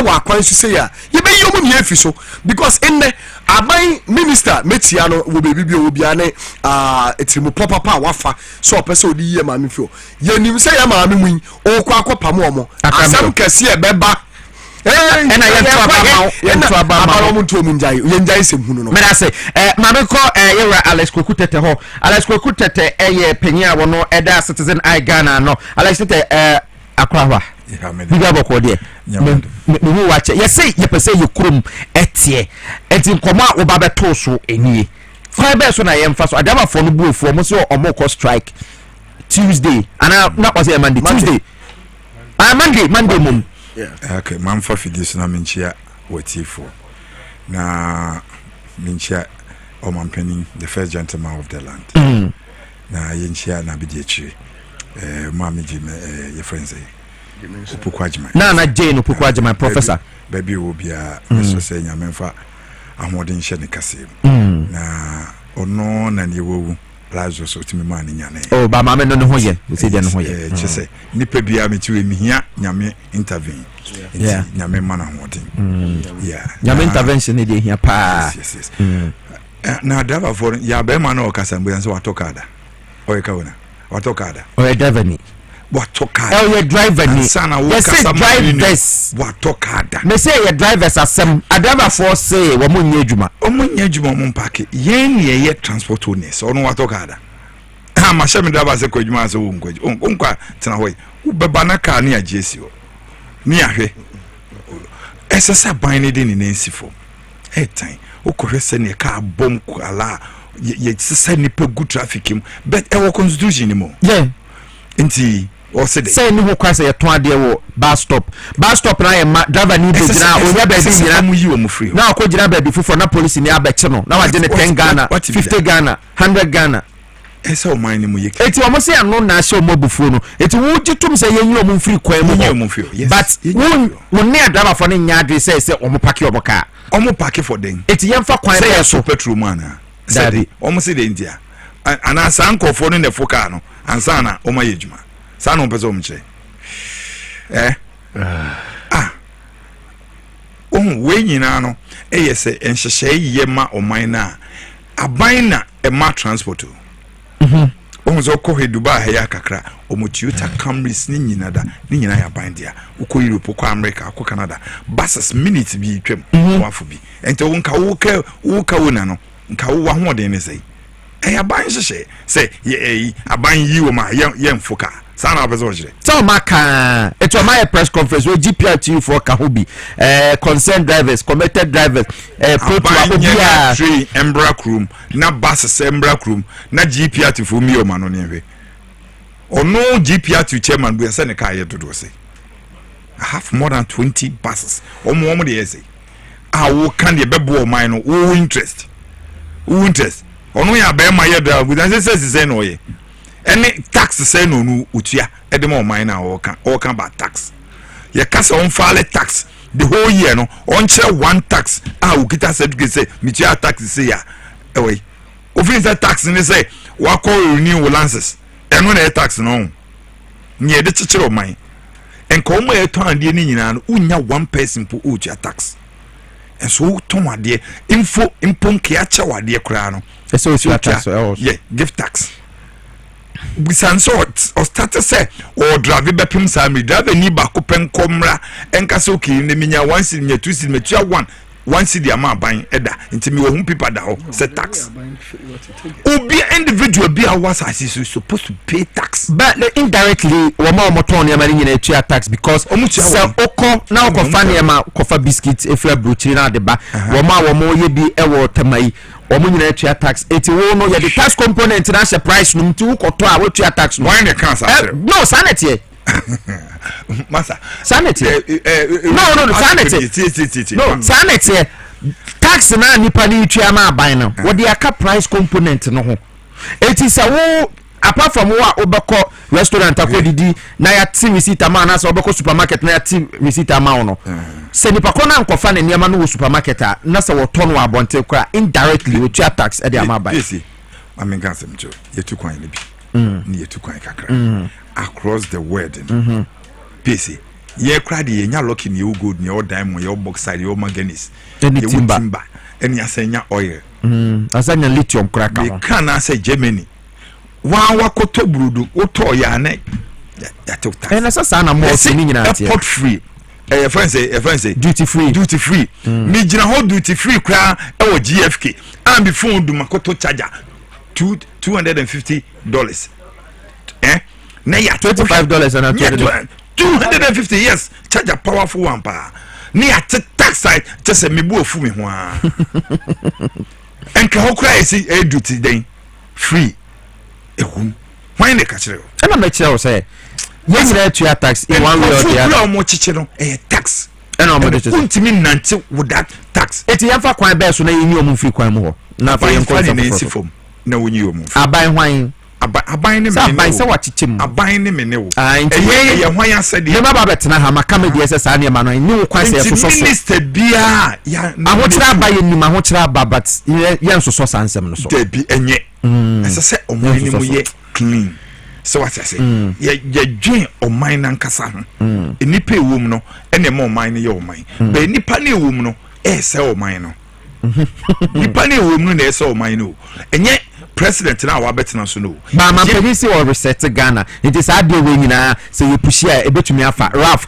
ma me fa umre ma bra medewu AC no amanfo say nti ye yom free kwam ho a yemfa mo nkohe me wanwa senior asem na oka no edu baby ase oside with ade no mo ba be ye say ye ni omo free o but driver for na approach no say enye no but I think a driver for no mum boampo ema omo kwan no so na te ase say ye nia ye utumi say ye de mo ba e na mekwa kogu kwan no waton ade ye mfa mo mande ye mfa mo mratina mo nantin ko dina kwan no ngoton ade ne e me ho no e beboa aban beboa aban pa now no enkoye say aban ni mpu na e make the move no e ya driver for na hu say ade na mo ye no no ha nti yankasa yemfa mo mma na makogina ho na mo de so boa ko aban nti omo boa aban o driver for na boa aban papa because enka omo buy say aban na ya ye di so boa be boa aban by way a driver for na say omo hu say baby amotonto na ma okwan ho no ye de ka be bom a ma haye yɛde mo yɛde yɛ kɔgyina aban mu enti ndɛ yɛse mo nsɔle mfi kwan no man sɔle a yɛmfa mo nkɔdwa so yɛnka ya no ntum no mo nyɛ mo adwuma okay Martin Ralph medase na ɛno a ɛyɛ MCA for Kole Krote osu ase ɛyɛ Alfred Gazy ɔno so yɛde nsɛm betu dwa de afa saa nneɛma no sɛ task force bi ba osu ase nsɛmfo wasi wu dan wu ne garage na kwan a ɛyɛ kwan a ɛyɛ double road no ya park cars wɔ baako so a na kwan na bɛyɛ one way ɛno asɛm na bɛkɛ ɛnea mo nkɔtama eti wusi wu dan no wo di sɛ wo bɛyɛ garage baby amete mo fa kwan de ayɛ kwan o fa etiri ha ɛwɔ hɔ o fa market kwan so ɛwɔ hɔ mini ɛsɛ kwan no Piesie o ma fa ni nyinaa ya so person who how serious this situation is but say mo fa tema MPS stretch ne so we do tema committee 3 site A ɛkɔ committee 2 agbamame trucks a ɛfa nyɔma wɔ port ɔmo ni baby park ɔmo agye kwan na fa ebi apark ampo de sɛ ɛka nketenkete It's that subai majority the regional minister, the various sector ministers that are in charge of this should take a drastic decision. And on Mampay John Ramani Mahama and support them with all the force and the supporter only here to make sure that they drive them away from the road. Rafa, I rely on you for those videos. Since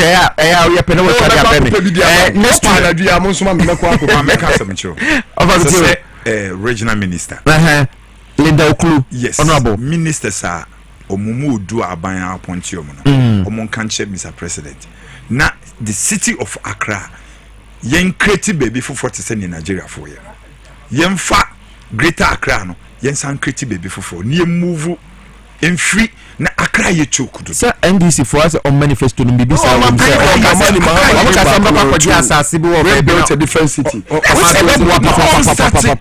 within 4 years ni beduru no na within 2 years no and 3 years no na waje na onye bibi nto ho ma ono ani din Ralph mami no ni kranti wo de chire ye be say share bi na okay nti yes we da say ye frɛ otume bai na eti ye kwakọ build a new city no no betuma yi congestion afiri ha Okrah Sakra yema eti asase no yemfa jese ahwan asase ne nkofa ana yemko afla okwa the constitution wasa si bi da ho no aban se wo pe wo de kwan to opa woni hu se yewu oh but landlord ne wum the government of Ghana se opa there be obaji na wo wi a wo ne watena se debi sane mra na kire na nsase wo kroma ne ade na na ya bandio se nkroma toto ne mayi a enka sa nka wo ni kwan se wo so wasase wo baby na wo man no dia wo wasase wo infa eti enkope ahemforo na ye ne omo eni nkomo ya best start bisa bi asase da aban pe bia otimi de ne nsa toto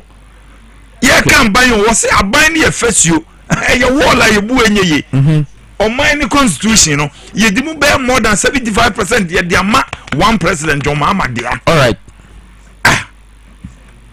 it is say and so far John Mahama 120 days only saying we dia trust say wasa TSC a different terrain mu a or boy djuma well me fan say 120 days me dey can be brave or me man be 70%. Oh, my man is 70%. Why are they? I didn't tell my man is 70%. First of all, near my man is 70%. No, say na Ghana for how nyina yena ye business $1. Na COVID ne buy no. Time and senka dollar ko for me COVID time. COVID na plane too. Edwadi on seni second ko bebia bebu za sa tam na dollar ni gina say. Inti mate say obia ye nkofu MPP fu ni nkofu ye bibia ya no. Yes, America for no, Donald Trump. Na ama dollar ne nko bebia. Why ne catch them? Dollar ne nko hin. Million ni man say me ma mia wo na menu ano no. So woni hwan ne wo no emfa ho. It is a see ano city na aba ahode mu sa no. Amafo bebe say aban no yefa abasobode mmom no say waya ade watoto anima yie ena ma city na gina brane. It is city na gina brane sa no. Mo krane ma fira buche ba how say na musifili. Oh, yempa ibone say aban no me information say or try say obetime de dollar no ababe ACD. Yes. Sabade ne se mu na motodi o. Yes, enti no eye. Aban na bone homodin. Ofri say die enti na ma CD no anya ahode sa eye citizen eye for mo hwe mpetetekre mu. Ni aban ka no sa na tie. Eye entutu ye pa. Eye entutu ye pa. So what I say? To party said, say, Obesha or Nema, won't say Bank of Ghana. I think say, 1 week, Mupulube $20 million edigumu. In your 1 week, cry. Because I check it. So what I say? Enka, a binder down a year, me, my bina, and Kadebetchen and Anki $2 in your system. We cry on a missus say, Saban we call Bemanini, Ombe Monita, Baumia, because Kawan was here. Obet me at the Betchen, Wama, you full any funis canoe $2 in your system, Nasa Acostro. It's yes, monitor, Bank of Ghana, be a Beman $1 and Ibiano, Bank Bia Fidelity, Eco Bank, Stambig, wherever. Omonche say, Omunya, we into measures and tones, yeah, Sikane de Mauno. Why ne G, because bank for so count and as I man ba. Uti ho na bank free, no free Gawuni say. Gawuni no woni dollar, we woni no free say. Say more dollar. $1 over 1 point yeton ade penny bi ade over $1.2 million. Yes, sense kano meti bank ho ana mo free na gawo for ne de ba. Omunsu obi a bank phone obi a omo de man gawo phone no eton nti omo kwa omo de omano be kan be ko na ebo say betu bu so ma omo need that. And we are secretary to the Bank of Ghana Sandra Thompson the krata ba bontia wo chim say no wo betumi akwa koyi over the counter cash withdrawals in foreign currency no from foreign exchange account any foreign currency account no wo mo say allowed nemom no for non foreign exchange account and non foreign currency account no more holders of such accounts no forex purchases for travel outside Ghana are allowed but capped at $10,000. Nigga say so we person you dollar cash hard cash na say we to kwan just order of visa betray na we take it ama ye hu say we twa to kwan e dey free Ghana and sana ye betumi ama hard dollars ese say e on come can o sesan pa ye passport so order passport beba o Ghana card baby a o dollar nka o ko sesan $1 mpo sana ketie na ye hu baby a dollar bia eko so what I say it's in all kind of ye anyway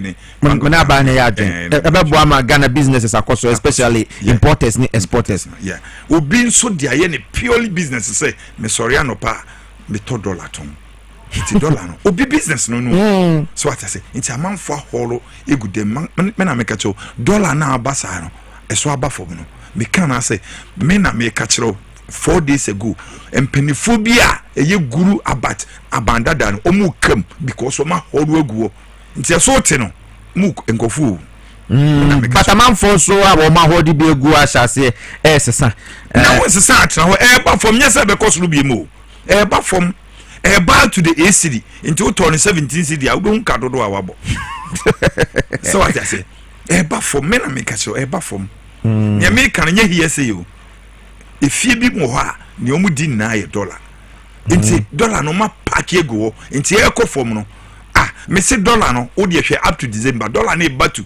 ACD nti se wo to no 17 cedi 16 a me ngo na e be hwe tia na so te ano ACD build forest rate nyamba but no ade na e buy no se say eda enam 12.45 12.45 se no na wo ka kire me say aban ni nyaade nti me nka say aban na enyaade wa yaade pa wa yaade ye ntoto ye book fo no omo de ni ye book mu enwumanim na wo hwe the economic wizard no ye adwuma Bank of Ghana say wa retali so e wo $1 ho covid ba ye senka otimi hwe eno nko a de covid time no ka mutimi drop $1 no na wo ka kire me say enye book mu enwumanim physically yenye ne de ba wo mi anim ye debi o ye drawing a book munipa yen hye ne de ne oba hye gu book mu why is a professor wo kire economy ba wo money table na de krinyos gu so ton wi obeboka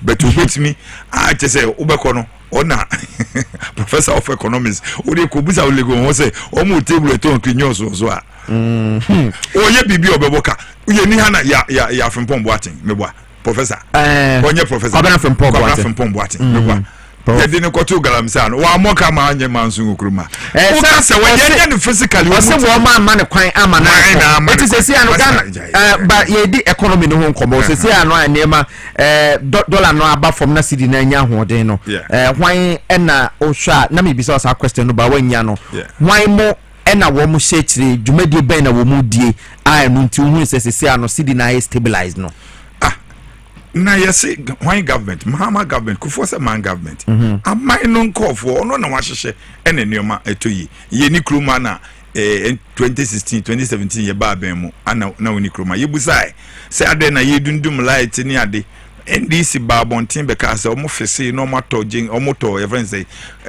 kawa hwa plant no what's the name of the kapawa yeah and MPP for Babontin me kan ho bi ye gbisa se na mo fixe na ade na manso enti we no ehifo na fixe NDC na abe fixe dollar so wo ye ya mate se ye nkofo ne se wo mo na ye to ho wo ye to ho na ye den na wo ka MPP ho a MPP for say ase Jomama amamu no wo mo na start to ne ma na Jomama aba be hia ni nsunsu anso ne ma be no mtoto ye na wo se wo start to go di bi to bi oji ho na omo free so no Jomama free so no ma ba na Jomama ntoto ne ma fazike ngu wanza na omo befa omo so de bo mo ba ya no the first time omo ba no yenko back to the Ghana ye yenhwe ye kofasim na sika ni ho aban bia oman ne ye odia an MPP hair coffee test no want to say ye to abani wiye within 3 months na sika wo MPP account mu na 3 million Ghana won the 8 years no na what is sika no if MPP ne beto Bank of Ghana na say koto aban coffee e your mind ne dia enti wo be ye ne wo beto ye na wo ye no sa na wo so de bejawa obi ba no so de nim de no de abe manage enti bibia akoso a eye good bia no aban we na toto ye bibia akoso a enye bia no aban we na toto ono pe no man need to me ama no wan fa ama NDC constitution no ye de ama we pe John Mama emo NDC ho ban eye John dia eye John dia okay John Mama na so afọ ma ya hyehyɛ bia no eye ne government no na atoto ne ye nti na say chief of staff na ye good recruitment na unhu reporter unhu ataka me chofa chief of staff no me as a MPP man me pure ken me nye me ntita fichi ataka ne de Japan chi won okay na no bi no asa na makai enengina nanka asembe na on number okay mate eno no san komo no ye later ye be di ba na wo ye chief of staff asem na ye na me sure say ma send ataka da man read it and share and send ye ya ka ho asem what I'll try but me no eti for no messages no aba bibire I say me kenka eti den the article no me pese me kire say Ghana for memu wa emebu no yen start mo ni pebi o ha yen start mo mabaso obi ti say Julius Debra hwe say ohun omko kwawu no ye tene kroma ko what say aban bi aba say opese businessmen bank so mumu ya ha nyina wo kroma ye business ye banks ye de esika to nso omomwa Ekroma bank Ekroma bank ni ono Julius wa ye ntimi miti wi mi Julius di chain Bank of Ghana dynasty wo ombaje wo dan ombaje u pipes ombaje u bibi edu sika nso ombefele fa webra but Julius asema ka o si aban bi aba e man chief of staff se free more pale beka say ye mo Ghana dwadifo it is an amona wo 2 year kwa business forum na wo boa ye na business banks ahodo ni ada nimdie ni wa bede tu sa na mo Ghana for how no kofo eye dwuma edisi kawre fie bia mu sisi watachi efie bia wo Ghana asem na o kan no kwa best na afa so watachi fie bia me ya ye wa kakra obi aye businessman and a businesswoman na banya so ni mu a China for na ba make wa ha na aban no amomusika would you have 0% 1% interest rate this try e be over 1% na sa banya hwese no businessman to businessman enkofo bia free the whole system region no ye koko bronya Easter bia no bibia no wo kroma e de chen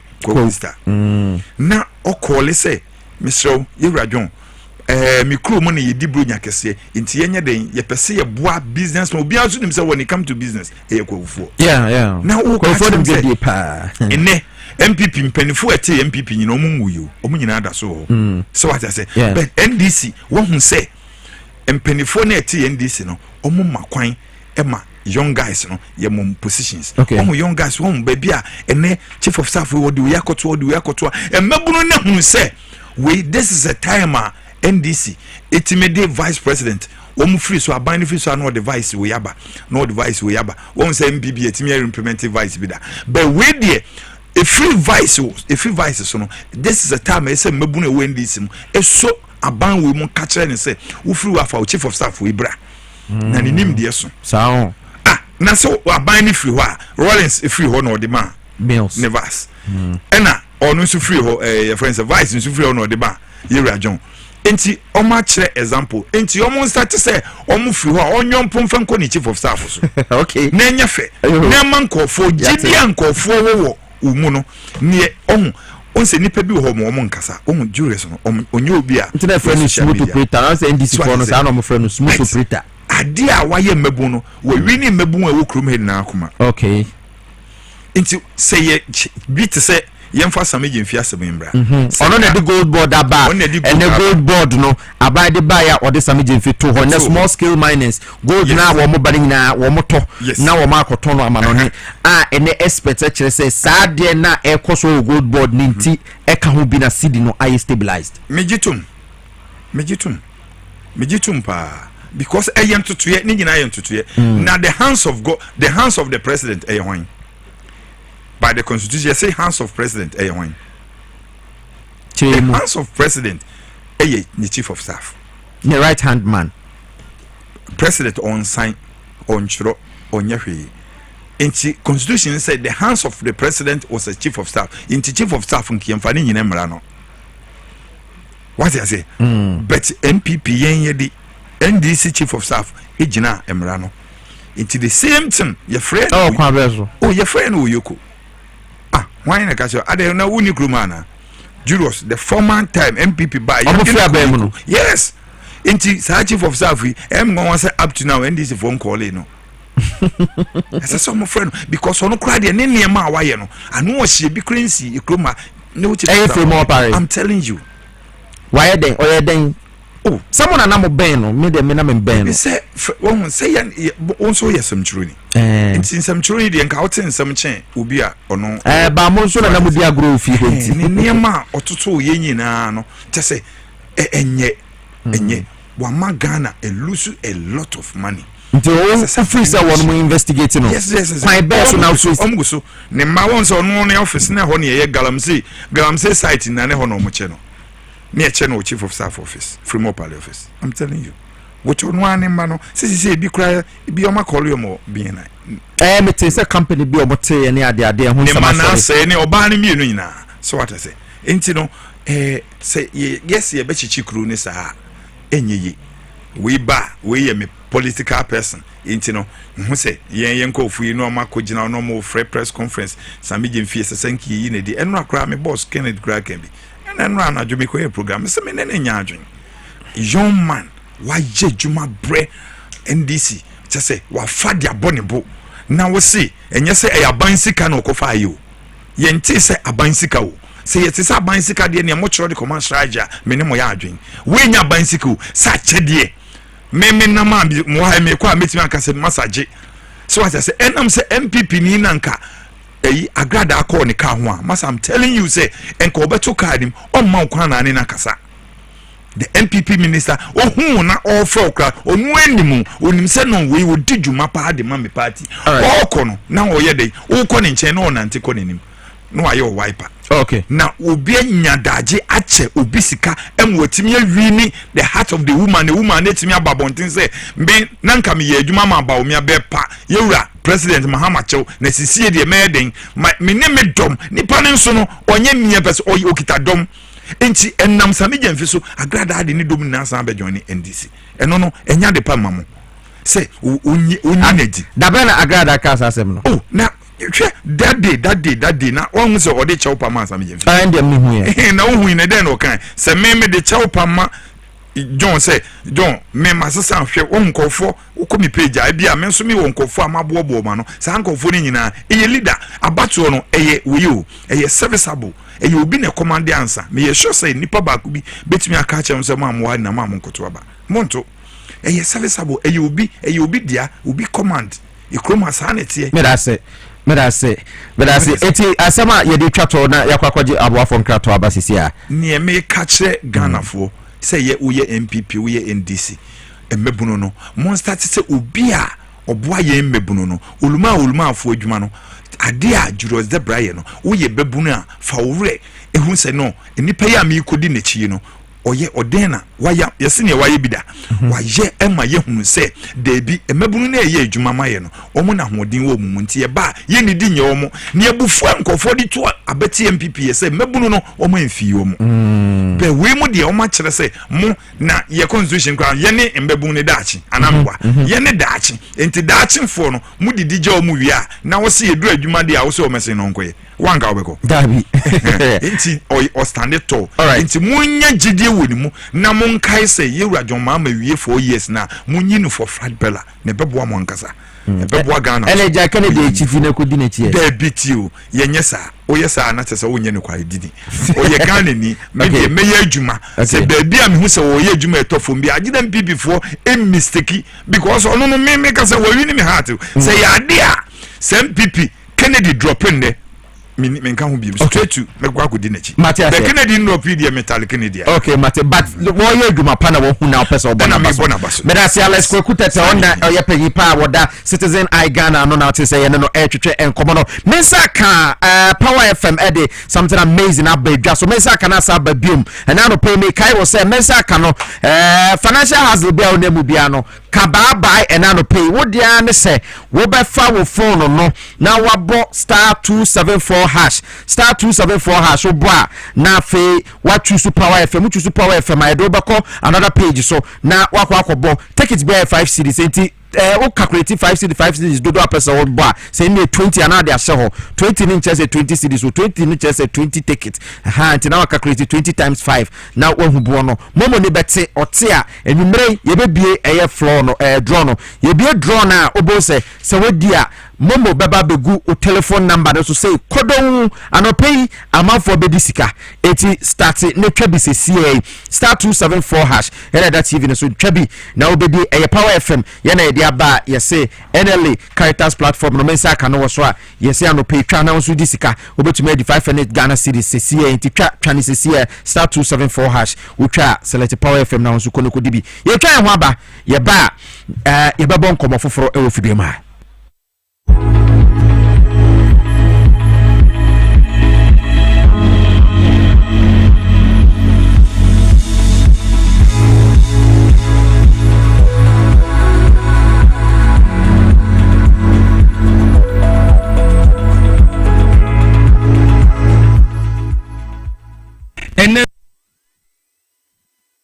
so two words from Pharmaceutical Company Limited ena yenimu adi ehyi abibia anase abrane abrano aya na yenimu ba bihia na ya bonkomo edi afa ya pomden ho enen so nyame nchadom yenimu ba bi di ehyi biem ya kase two words from Pharmaceutical Company Limited mama eye Indian company kasia ya so ye no ewo India yenu a yedi aba na ebi wiase afa na nyina na nyame nchadom yenu no ebi abidru Ghana ama Food and Drugs Authority aye hwehwemu edi afa yenu no nyina ho agye atum se yenu no eye papa ntino Ghana fo mo fansa mo ho yare enu a yede abadwaman so ni nyina no eye India hahama en yakeka bom ede aye ahabandru a yenu no baako bia ese yare baako mama yemfaduro baako ense yare mienu anase yare miensa dabi two words from Pharmaceutical Company Limited nyama Ghana fo agye yenu na tum na wo mu aso mu twetwe ene se wo mu no ma womu ehunu resource womu nyensunsan so pa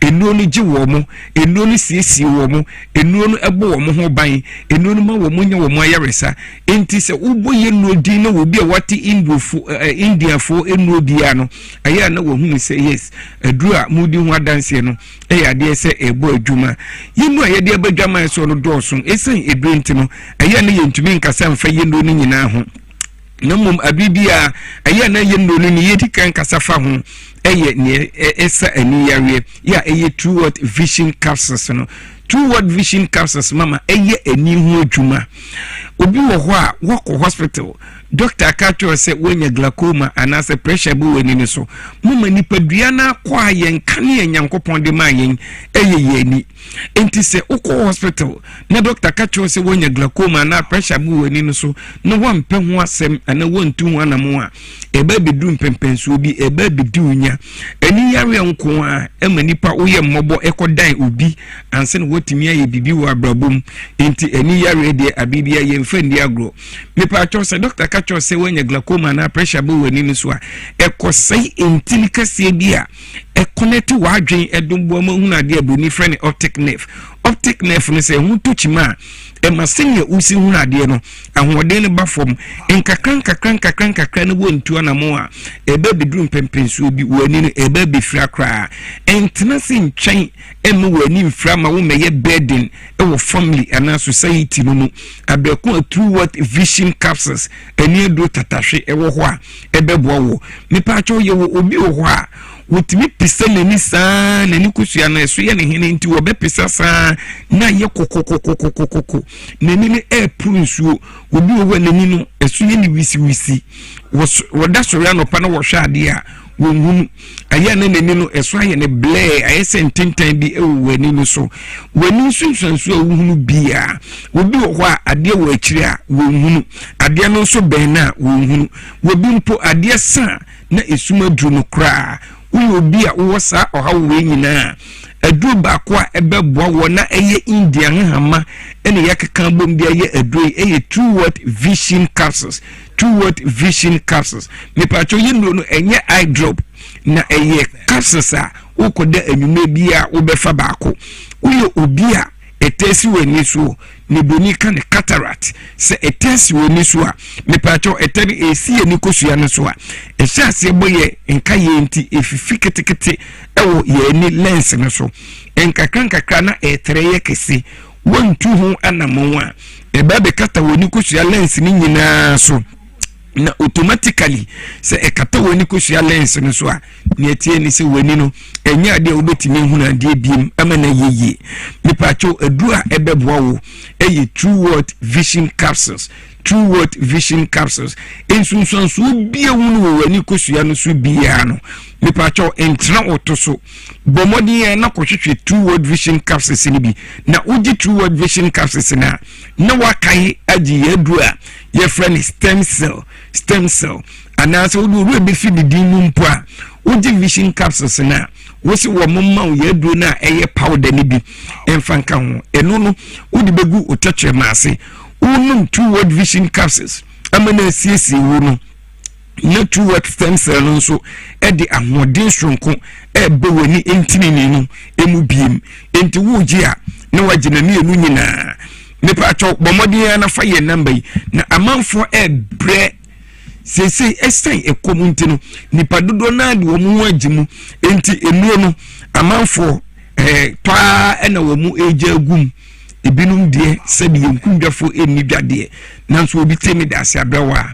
na wa mane kura so na wono nso eton eni adru enti anajo 12 na manfo guso wo mo Fetruot Pharmaceutical Company Limited obi mpo fra na ne buofu wo se ma fra mu saa menyamo misemo ni de mu a number na ye di juma no the whole Ghana manfo frɛ all the 16 regions enti wo frɛ na still will be gina so a kosoa na frɛ na ye nurses ni doctors no ebeju so na ye no wedding komo ye number no 0558 724 302 0558 724 302 0558 724 302 and 059 558 2628 059 558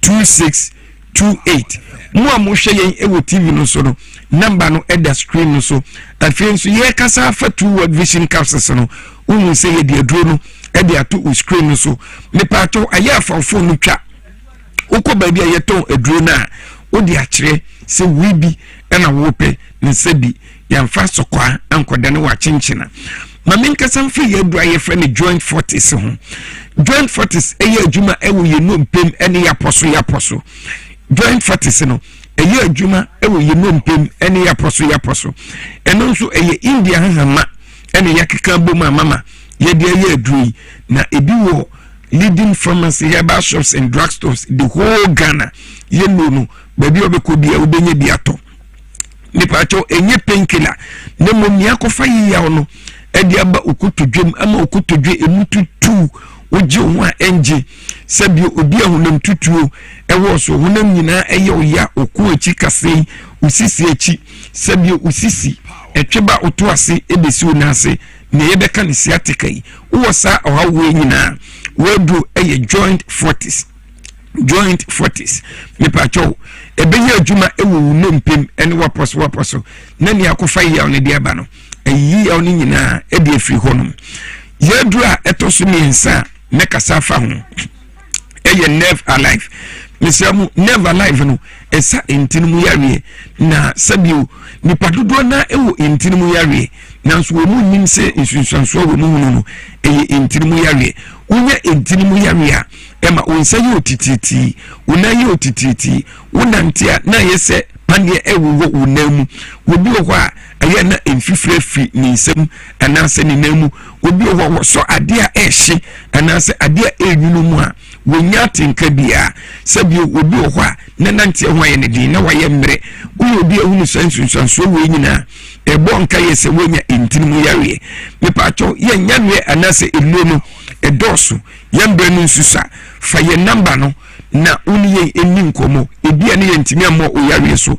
enu ahudo na ena yewo ewo True World Pharmaceutical Company Limited ye number no e 0558 724 302 0558 724 302 ena 059 558 2628 059 558 2628 mu yari mu dabro so yi wo modu ho mu yari asichi yari yi wo modu koko enu ahudo na ene True World Pharmaceutical Company Limited yewo yetumi abo yari so ya mo yari so fa number no na frɛ na woni ye emonkomo nyankopon hwamo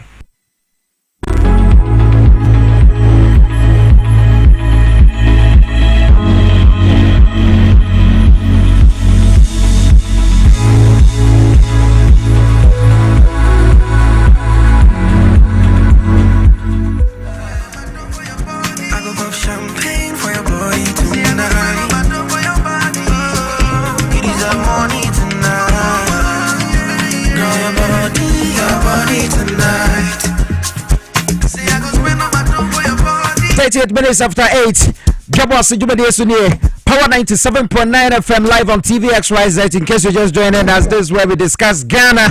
This is where we push the development agenda. Yes, we need the Piesie, the honorable without constituency. You I'm at the point in life. Misunderstand me or not, I'm okay. I was here for it. I say a bon come up development agenda now. Yes, certain one has kind of before so na Ghana funny to a prefer. I don't pay most amount for be a jammy.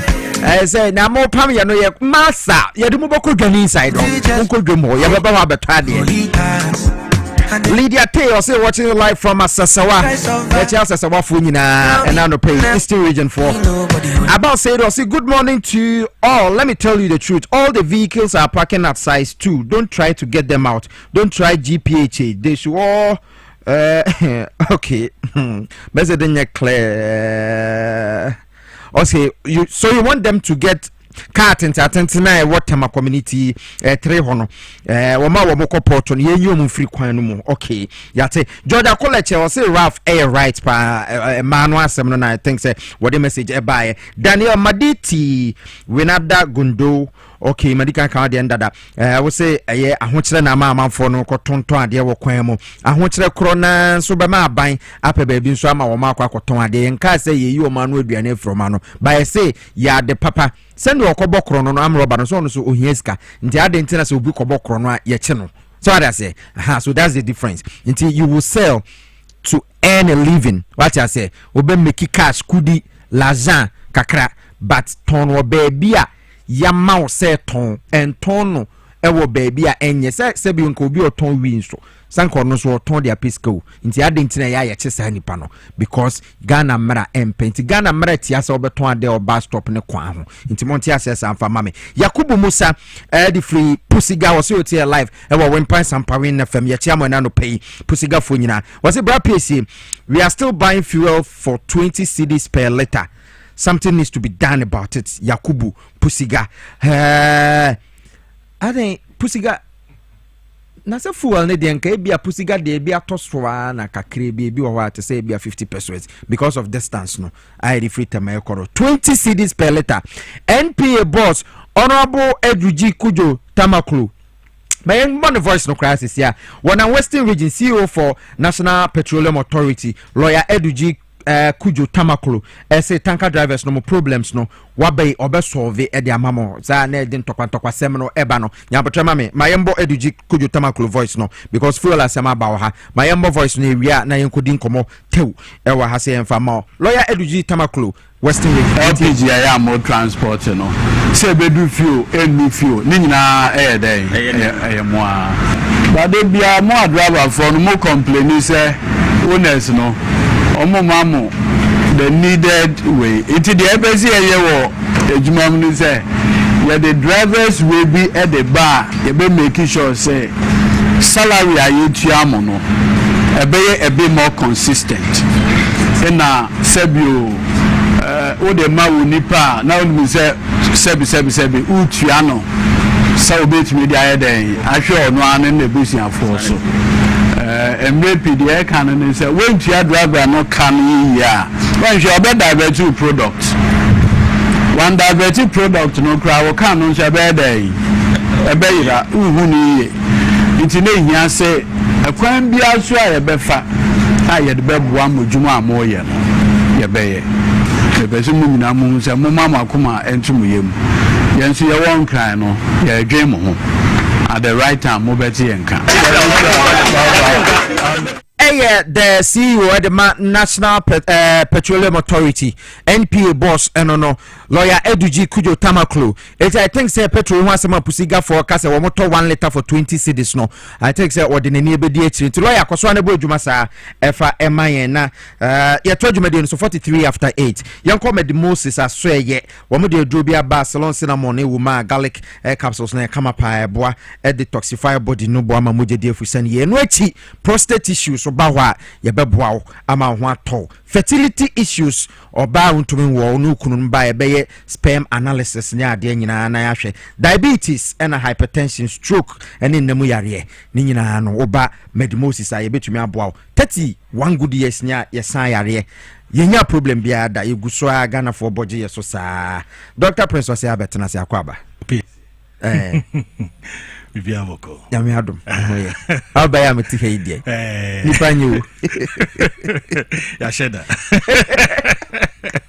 Ano pay me the most say yet to say. Yami adum Bibia Moko. Nice one. Ye ko enim. Me boss your chair munye. Me jeno so catch a dog say ya on frame nsu. Obefro. Wate on kan obefro. Dog ya tia we na no pay ya frame. O frame na me hu na bana ya me so me frame. Sa fe pe. Yo me chia etiefo for in a Medmosis Clinic and Prostate Center said the amount for him that I say eba apomudema pa Medmosis and I was say udewedi etre BBF apomuden hu bia say oyo ba oye bema enye mema nkwan na ehwe mu ye hye so eya na ebimu enim say because hoye prostate center nti no eye mema nkwan yare ana ye hwe enye sa na tie ema so no eya de ayehwe mu pa ewo yaso ye ho no nti say oyo ba oye bema na how bia how efo apom hu afo ni etre eye Medmosis Clinic and Prostate Center. Na said the edino etre no eho eye prostate center enti ho no ye specialty enti se eye bema ojonso a emeye bema ochima sana Johnson na ojonso na ebia kem no baby also do any kire eye Medmosis Clinic and Prostate Center ebia na ojonso mu ha no odi achini oko hospitals a ewo man mu nyina nenso no unyanya anoye it means se unya fo ani entre Medmosis asoye eno tina sa oha no ewo so no because prostate hu how there ne fear any Medmosis Clinic and Prostate Center uba bibia how bia no yebetimi ahwe sede esitie na yetimi etu ho anamo na se yetimi ahwe etu ase adanse e de amount because Johnson ho yare no enye time bia na eye prostate no there could be other issues lower urinary tract symptoms bia eno no ebetimi affect Johnson no ebi ohonum kra na infections ana about prostate no ebi kra ho a blood ana kasa ana outlet no etimi ablock ni na no obamed most so ya ebetimi ahwe aboa ama bibia akoye e de ama obi so honum a na adwen ne mind no ene ne blood no etimi communicate enti Johnson dina say be ye kwan ne bebie no na aye difficult ni na no do ani Med Moses Clinic and Prostate Center ebetimi ahwe aboa ama bibia akoye ebi so ye bema ya de rubber ato bemem ebi a prostate yare no e kan ne ho no wan hu ye want ye nkantem enti ukọ hospital bi amye de rubber ato bemem fo ani ekire ya so ye honum ye behwe sede ne kese no esitie na afi no ye ma onru a uba review ne ehwe na eye okay ebitimi eyi rubber no sede be ya so betimi ade ho ede free eye prostate ehu ohaw no bema bia ya show rubber bia no kan hu se odo ani kire Med Moses a enru na ye de be ma no eno no betimi aboa amye etimi eyi rubber no efiri sede be ya betimi adwon so freely ama bibia etimi akoye ede amount then cry ha no ye wo eye adenta barrier ho ne head office no ewo ofri madina odo ani kire bria adenta police station no sabenkum so ho na obe so ya bansro no ewo ho no muba bibia ha obia no ebetimi ahwe aboa ama bibia akoye ede amount na ho na apart from prostate center no yesan so eye general medicine to se bia oba na condition na wo se eje oto ho no ne ehwe 24-hour service e wo se eje oto ne ehwe o ma bibia etimi ekoso ya ebetimi ayesa adwuma no ede amount ibinso ana o your bar wafefro na open baby a ubetimi enya antenatal services Med Moses Adenta branch ne antenatal services eno no oba your doctors ne midwives a ombetimi aboa ama efro na wafa no ebetimi ahwe amema onro akire ne ma obeya umreso nso a ebetimi ajewa wo ama bibia ayefe ya na efese waba Med Moses bia o your ba opa wo na ware form opa wo na awo no entimi emma no waba Med Moses na nyame ya dom na nyinsen no etimi aba na Med Moses ho na osan so ekọ antenatal scan machine or 4D ultrasound machine or fluoroscopy machine ye wo machines a hudo pi na wo hon ma de nhwehwemu de fa nipadua ntise bia o how be ate bibia techima wo nipadua ne ho afo ani kire Med Moses ya dental branch no ho na diagnostic center no ewo na entimi enhwe sa o how ni na no emfa ema bibia enkoye enfam ema wo tema o ashama so ado ani bekire Kojo school for the deaf enchen ho na no yo another branch enso ewo ho no my honso obai betimi ahwe aboa ama bibia akoye ediama wo Accra Central so a ASL building Ministry of Road and Highway ho no yo another branch enso ewo ho no ma oba ye betimi ahwe aboa ama bibia akoye ediama Kumasi so no obetimi enya ye ewo ahenema kokoben ye number no 0244 068 447 0244 068-447 eno ene Med Moses ye numbers no na unim say eba Med Moses so apart from clinical services no yesan so ewo good product anase wo nura eno no eboa amanfo ye pa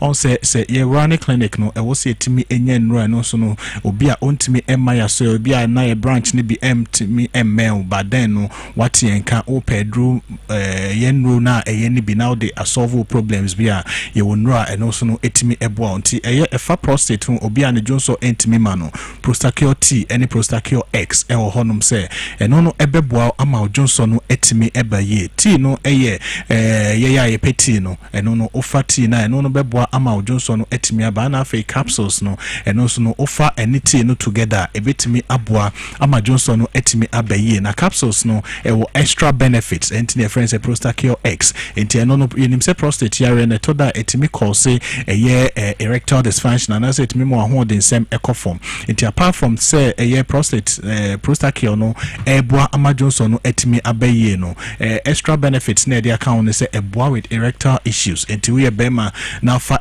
Prostacure X capsules na ebetimi aboa eboa ama Johnson sem no etimi akoye na esa so eboa umema sem no ema bibia etimi akoye edi ama afenso no we bema ochim ansana Johnson aba ochim ojonso ana ebiakem ojonso ana asede wayase eye oya ni na no edra ohia no Prostacure T any Prostacure X no eno ebetimi abo afenso ne Femacure X eno eye emanko edra oba eye ne menses entimi emaye oba sebina tenka ewo form no Femacure X no eno ewo hose ebetimi abo ano ama bibia akoye ede amana afenso ye wo Afromosis ene eye Mediplus eno eye male vitality bema na the same ewo form no edra ohia no Afromosis any Mediplus no eno no ebetimi abo ana face no ye wo Medimosis garlic capsules shene so se eno kwani garlic edra ye de cinnamon ahye ne den de de cinnamon ahye ne den no ene se eno na ebenam so ama garlic no wetimi enya emu enipa no yenyina nim se garlic na boa with blood circulation ebo ama moja etimi de efrosane ye ewo nipadua nim enti de cinnamon ne ka ho a eboa ema no timi eye nadwuma ye enti obi ana se tai chi no obi a yesi cholesterol ewo ni moja mu bia ni moja intimi eni efrusani ye no Medimosis garlic capsules no eno ewo hose ebeboa na fufro kra dia ba eye Medimosis live kid Medimosis live kid na de we eye ne se e support eye liver yenyina nim se de liver no esi edi dwuma ewo nipadua ni metabolism ekoso wo nipadua meduane a wadi enso a wano bibia wodi afa wanum akọ nipadua nim bia no e ade se liver no na ehwe eyi de enye edi frim enti nutrients na waduane nim de nipadua no ebe absorb ba de enye ewaduane nim nyina no liver no ana ewo se ehwe na eyi saa nema ni na no edi efrim enti se unya edra eno no be support you liver no anase betimi aboa o liver no amnetimi anya ahoden a eno no ebetimi aboa because liver no one of the organs, the second largest organs are ewo nipadua nim but na because of nejuma nintino exposed to a lot of toxins anase eniema fi anase eniema ehu ehia pi na eta affect liver no etimi ma onya bibia friends hepatitis anase bi cry etimi ma viral hepatitis obi ohonum a wanya sa hepatitis B hepatitis C no ebi enti wano num nura enko ana moane so omba onipadua nim a liver no ana omo affect no enti time bia no ewo so utimi enye edra eno no bebo liver no eho ban edra wo hia no Medimosis live kid Medimosis live kid eno no liver edra eboa protect liver no free all these toxics na etimi eba liver no so onya hepatitis na wa hwe entu ho na mo na so wa hwe anya edra ebetimi aboa eno na de liver cirrhosis anase liver cancer mpono ebetimi aba oso liver ne so edru san pempenso na ne treatment no akwa yedi enti early stages na ye hu se wo hepatitis it could be toxic hepatitis be enro bia wo fa ye no ana akwa affect liver ebi crampo na eduane bia wo di ye anampo no ebia infections bi ana aba liver ni ma amwanya saa inflammation anase hepatitis ni bi ewo liver ne ho a liver kid no dra eno no ebetimi aboa de ye ne se liver enkwamo no anase liver cells no ema omu very strong ema omu active ye kan se hepatotonic anase eboa liver no ema liver no ahoden a ebetimi ede akoatia muamoa anka ebe affect liver na anase ebi toxics bi a eba onipadua nim no edro we liver kid no eno no boa ema ahoden etimi eba liver nim ti bia wo fa edro bi but then no edro no ewo effect on your liver obetimi ede liver kid no aka ho se de be ya o liver no ebe protected se de be edro no enkonko affect no ti we edro foforo kra Medimosis ede aba opebia ye no amabobo so ina andraxo bia obekobia no obetimi enya bi opedodo atu ana do ani akere Medimosis ya so ye ho no Accra Central no ye wo ASL building ana afi no Adentans no ye wo new site honum police station no enchen ho na Temani Ashaman ye wo J Kojo School for the Deaf enchen Kumase ahinima kokobe ye number ni bi 0244 068 447 Piesie dog number na mebobo no 0244 068 447 not also for dog number internet mabobo ama 0244 068 447 ti kwa ti adok ma be why it is lift kid number abonten lift kid number abonten anya ba okay all right but doctor say have a nice weekend. Doctor said out there kind of from Medimosis herbal clinic and prostate center one more Accra ha Kumasi ya wahine makokobe numbers no ena watumi abobo enso e dia ma ono yakoye nim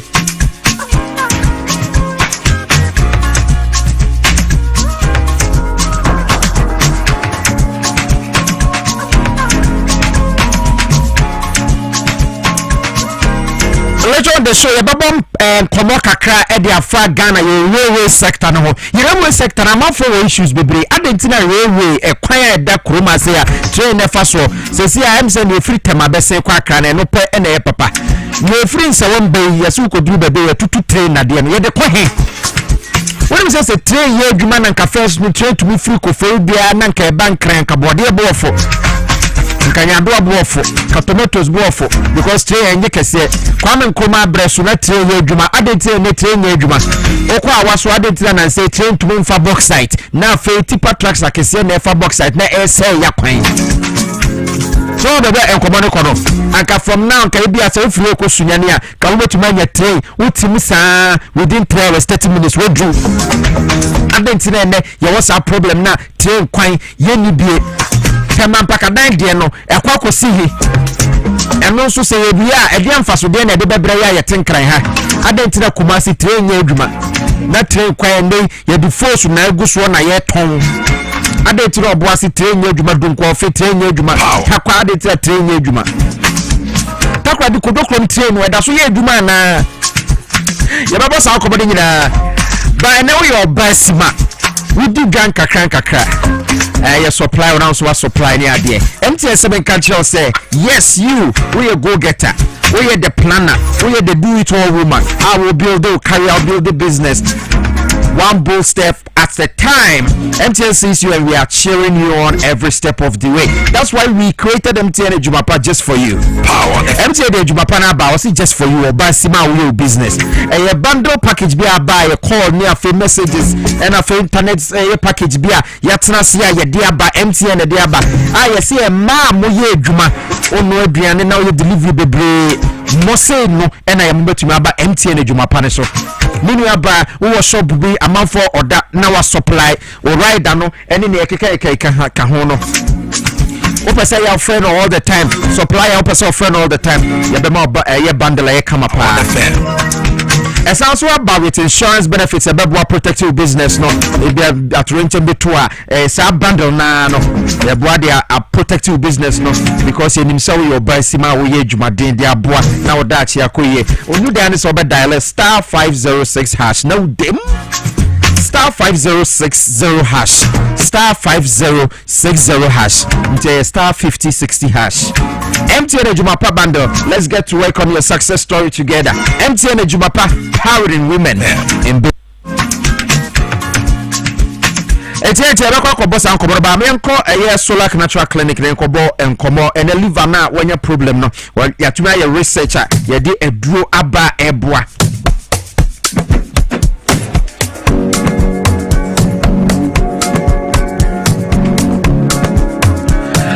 Abushafo ye kwea na ye kan say no mamenye birthdays bi kakra bi sese a ye wura Joseph Yamina we national organizer de ma NDC amanyuko ene ye birthday wo fa Joseph Yamin ye buy party ana me hu wache happy birthday going out to you honorable Joseph Yamin former deputy ashanti regional minister former NADMO boss former deputy NADMO boss and then we national executive national organizer edema ye NDC the chemfoni na 7 culture say ene Nyankopon shira pa say ene your birthday honorable Joseph Yamin Nyankopon to nkwandem na wo ma bibia enkoso yi enso emfa emma pa honorable Joseph Yamin national organizer edema NDC amanyuko we efiri nyina ye wo ha XYZ na ede message no ede ebrel sanso na mabo Michael so bechem adum adade ase wono so say the boss ne wo say wo na oboa no na o ma die wo inspire no so much eti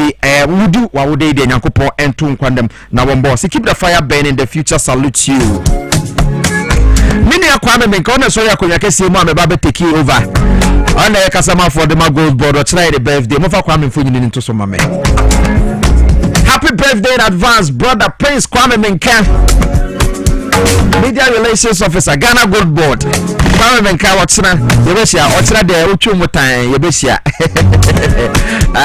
ochina yebeshia Kwame Menka Nyankopon sure want nkwandem ibi ankoso kama pa mfa ma God bless you ochina me show why because you man show was for my like natural clinic and Kobon Koboka Famba, liver issues, no, nothing, Nemu Yari, nothing, what want to mean war. On Hinaba Crado, so I crowd in cost to be, on Hinababu Amabene, and Eddie Solak, Adansi D, anyone Sempano, what the brace is here. Tian Common and Udini Yepa, Nasan and Soman water. And Penufrasi, Dambo Atrema, a yete ayarasa bukiti. Now when you put the out here, Sassiswa, I was set to take you upon being so serious. And before a because I didn't see what you know. On one day, a year a sack, any in woman be and a shaying. Until I'm not your pomodeno and taking it serious. See, Uncle Hospital, because young Nano near slow and panio and a sedia in Womatia. In fact, let me tell you something. Yawo ya dear beer a tahanipa seriously. Na ya dear tahanipa bako a kidney, bako a liver. Na suddenly Namibo Nipano kidney tisse any and tisse and tissano and tissa one sa and a wuti. Na yehu. Na or the same woman and him tell the pedianimo. And to say be touchma any kidney any will live one sense swimming clear and when the pedianamia now the first sense swimming so babano now the not say beyond repair when you go share any now same woman Munti and I'm not Dr. Penia. When this select natural clinic, no. When you do this, I could send my papa and the other say, and we set a beer kidney and the liver already. That's a kidney and the liver obey na year. I was set a Solak natural clinic. Na babeje apomdinti kidney adro yenton was tall because we ba just say you do fa test awudum ni check who say papa kidney ya okay ampa asay ana eyekama ni nijai asay ana eyekama no mo check sen woman nyina ria ansana Mama Wadru, Ama Wato. Look, Mamma Nuni and Commerce simple one way. Not sending Sumame, Miss Row. Only Sasse, a dear Emma, a yet kidney. We kidney no. Emma a sunny and sure. Any liquid product. A really pedianimo, a sonaso. It one drink. One munsio, one way no. A sonisua, not a win the panama mojano, not the enano, and the affedun sum, not a pea. Now come be a woman who say, when you tell me her, the kidney not damage to the stand say, I did not say a young Johnson Bano, and yet woman say a tiny pedianimo. It would say the fradwa. Ontumi nyonso ontumi nyana hohe eti aba sana kokopia mu abi akolebu a yasedia do to dialysis no adwuma aye de say ye do koto afidi a eno na ba betwe jonso no ensuo no wonum ye tani padua no no eno na ba betwe senu mafi no a ewo ni padua no mu na ni padua no ho ato minia say was at Blanua Brasilak Natural Clinic. Never dear pudding. And we are a new critical point to say what the dialysis. And the dialysis what that's what. Bakuya 499. MCB cracker. A week Ubetumia 2 times and not 3 times a week. Nesicano do a sign Brasilak Natural Clinic. na odi ye won na waduro na check ni padua no won ye farse asayewi na da check we obi wo ha wo be say ni ye ntuma kakra bi no wabre enye yade nyina ananya kidni nyina na liver nyina na beka se wabre tie ni ye but me ha wo ye ntuma kakra no wabre wo nanti hatu ha frequently say etwaso a check your kidney and the liver dia toso obi ha enye se bi enwa na asene na but oda ma ju ntumi na wotene ho kotwe watwira no watone ho atwere hatwira no watone ho akotwere ha no watone ho atwere ha ntumi na se wo sa tebia no na se problem ni bia go to Solak Natural Clinic na ko check munya Solak Natural Clinic emro na natural yamfemu ebibiduro diemu en yaje de na ye nananom ne ya na ye kidney ni liver yade no enu bi wo say amanfo sha da sha se say ye shedan kekan sembi na ye de begu ya abanu anum ase ito mo sha se say oh yanka se o kidney ese ya e kire se wanu mabibiduro but there is no scientific proof ye kire se obinu mabibiduro and say the kidney rather e ya brofuduro and say kidney what I say obi say me honami kano na akekano na amekekano na ne hokekano pepe na woti na wodwi na woti na wodwi sakere wotiti na ho ya to say na mo ya woda ho yi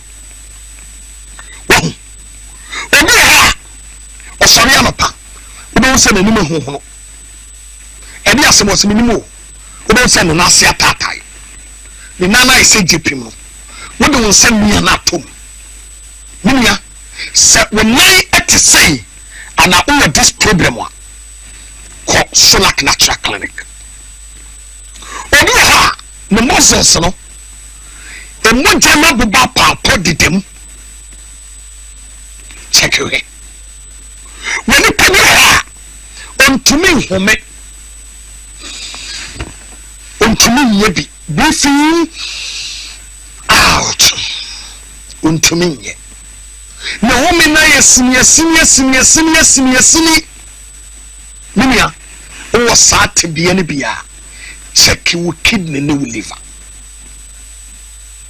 na no matu ontumi ne di enye se wate ba omiya ho asem bi na nanu mato ende ye me dey example bedro no mato wate enye se bi wate abofo sem bi na mo da bia nanu mato bia na nyene de enye se wodi agya obi bi bia nanu ma yere basa wada roma check your kidney ene o liver hwe obi ha wo homi go so sente be play through mabano what we be say na we free ni pedua no na pie kan nkranfo se kan mole wadaroma chakwe obi ha wo jonsa wo be unsa Johnson asa huro bebre tan mu chakaso yesi mu ma wona yem an wo jonso asa jama yesi mu ma wona yem ahuro tan yem etemi pop check it obi so ha wo jonso wi no eni aye brown bi red bi kokko bi asa wo jonso moja bi no ma bi basa bi wumre bi eni no ma wadaroma check it and also ena obi wo ha kakra no waye boho waye disu fili dis kakra no abre mimi ya se wo sat bia no bi ana wo sa problem bi ya check your kidney ba bia ye check it e Solak Natural Clinic was a quality first ko check it bia ho na kwaji wapom den emfam wo mani agro memfam wo mani agro na me do me pese o transiche da bia na se ma me ka che me se Dr. Solomon one na ye doctor na wakasa wakyerɛkyerɛ duro no mu amumatie no yadeɛ no doctor kasa fast dodo ana me se doctor Dwaboase ebe gumbe eme battleground ya the programs de ya me kyerɛkyerɛ mu sɛ de ebe ya Ghana for bete wase because kidney ne liver no e kumi padodo minia number me 0553 93 2631 0553 93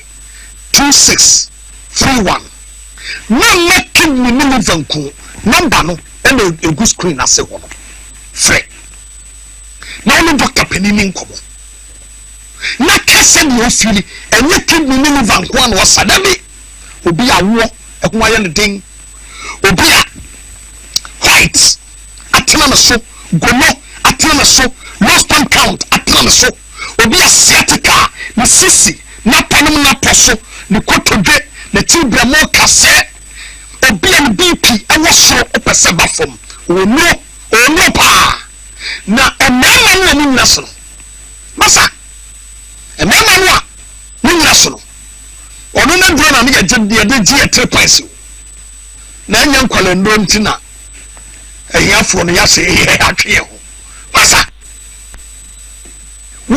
Dr. Solomon Dura ode mama ye mema no ano pa ni tweti to me the pan of Rabot. I am telling you, it's when you bema, now when you bema, be a when you see diabetes, hepatitis, menstrual pains, menstrual disorders, or be a cholesterol dose when lipodium, or be a prostate cancer, or be a one dear. Yes, see why your boss pain into me. Meaning, I'm a Fabra, Dr. Solomon, I was Solak Natural Clinic. Na wan sawi ade manage emra o kokomemle o be Harvard Senior High School no me number no biem ma me mon chew because enyo mo a omuhu ade enko a na ATM number no is 0553 93 2631 0553 93 2631 Francesia na woni no nkomo na doctor de o wadaje e be pick call Bob Hineba meda say o de call Solak Natural Clinic e buy na watumi akwa ama yehunu ejuma Dr. Solomon Apia Kubi edie e bo Solak Natural Clinic medical catcher say Dr. Solomon Apia Kubi ono oye KNUST trained medical doctor a wono bibiduro no de san yare enye me maame ne wuja me na me nana ne wuja me no that's not how he does his things until kwa eduro ye de kanwa obo say yes results aba Haxa Mixture will just Haxa capsule all satan for adawroma FDA at the stamp teams to say pine say we yefunu ye oya obi wo didi o si ni yem dwa no ni yem ote yaw all sano no bi so ho didi a chance na digest na or belche sa acid reflux na say obo hyehyw ni nyina mu no Haxa Mixture and Haxa capsules so nye bia ebetumi aboa pharmacy shop bia mu ye ton bi wundi 12 years a wuntumi num bi na sanso na wonyema wuntumi num bi o ma oba no fon so a no go area for you but all satan for pa nti adope all sana atra so ache no it doesn't matter the number of years ko pharmacy shop bia ben bia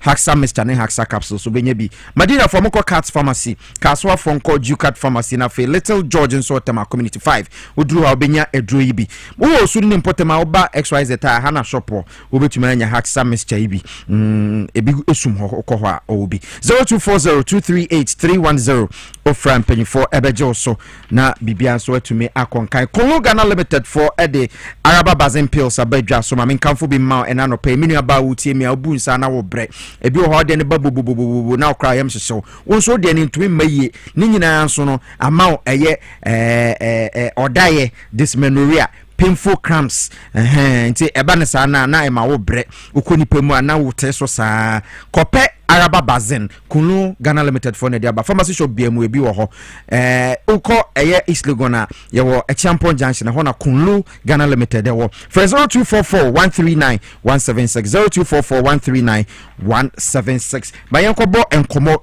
sesie ye ka train asem wo kroma ya na amanfo bibiri na train ene train papa no wa ba betena ase mene no ba bo enkomo ewo ha e de afa ye train ho nsem so later Abu Sakran so be ba join me a member of the NDC communication team wono so ewo ha wono so be join here na ma menko Dr. Frederick Apoho wono NAA CEO e de Ghana Railway Development Authority Dr. Frederick Apoho me ma chen e ma kwa ba e de Dwaboase dwumadi so Power 97.9 na TVXYZ so me that's Piesie Okrah Doko ya brante pa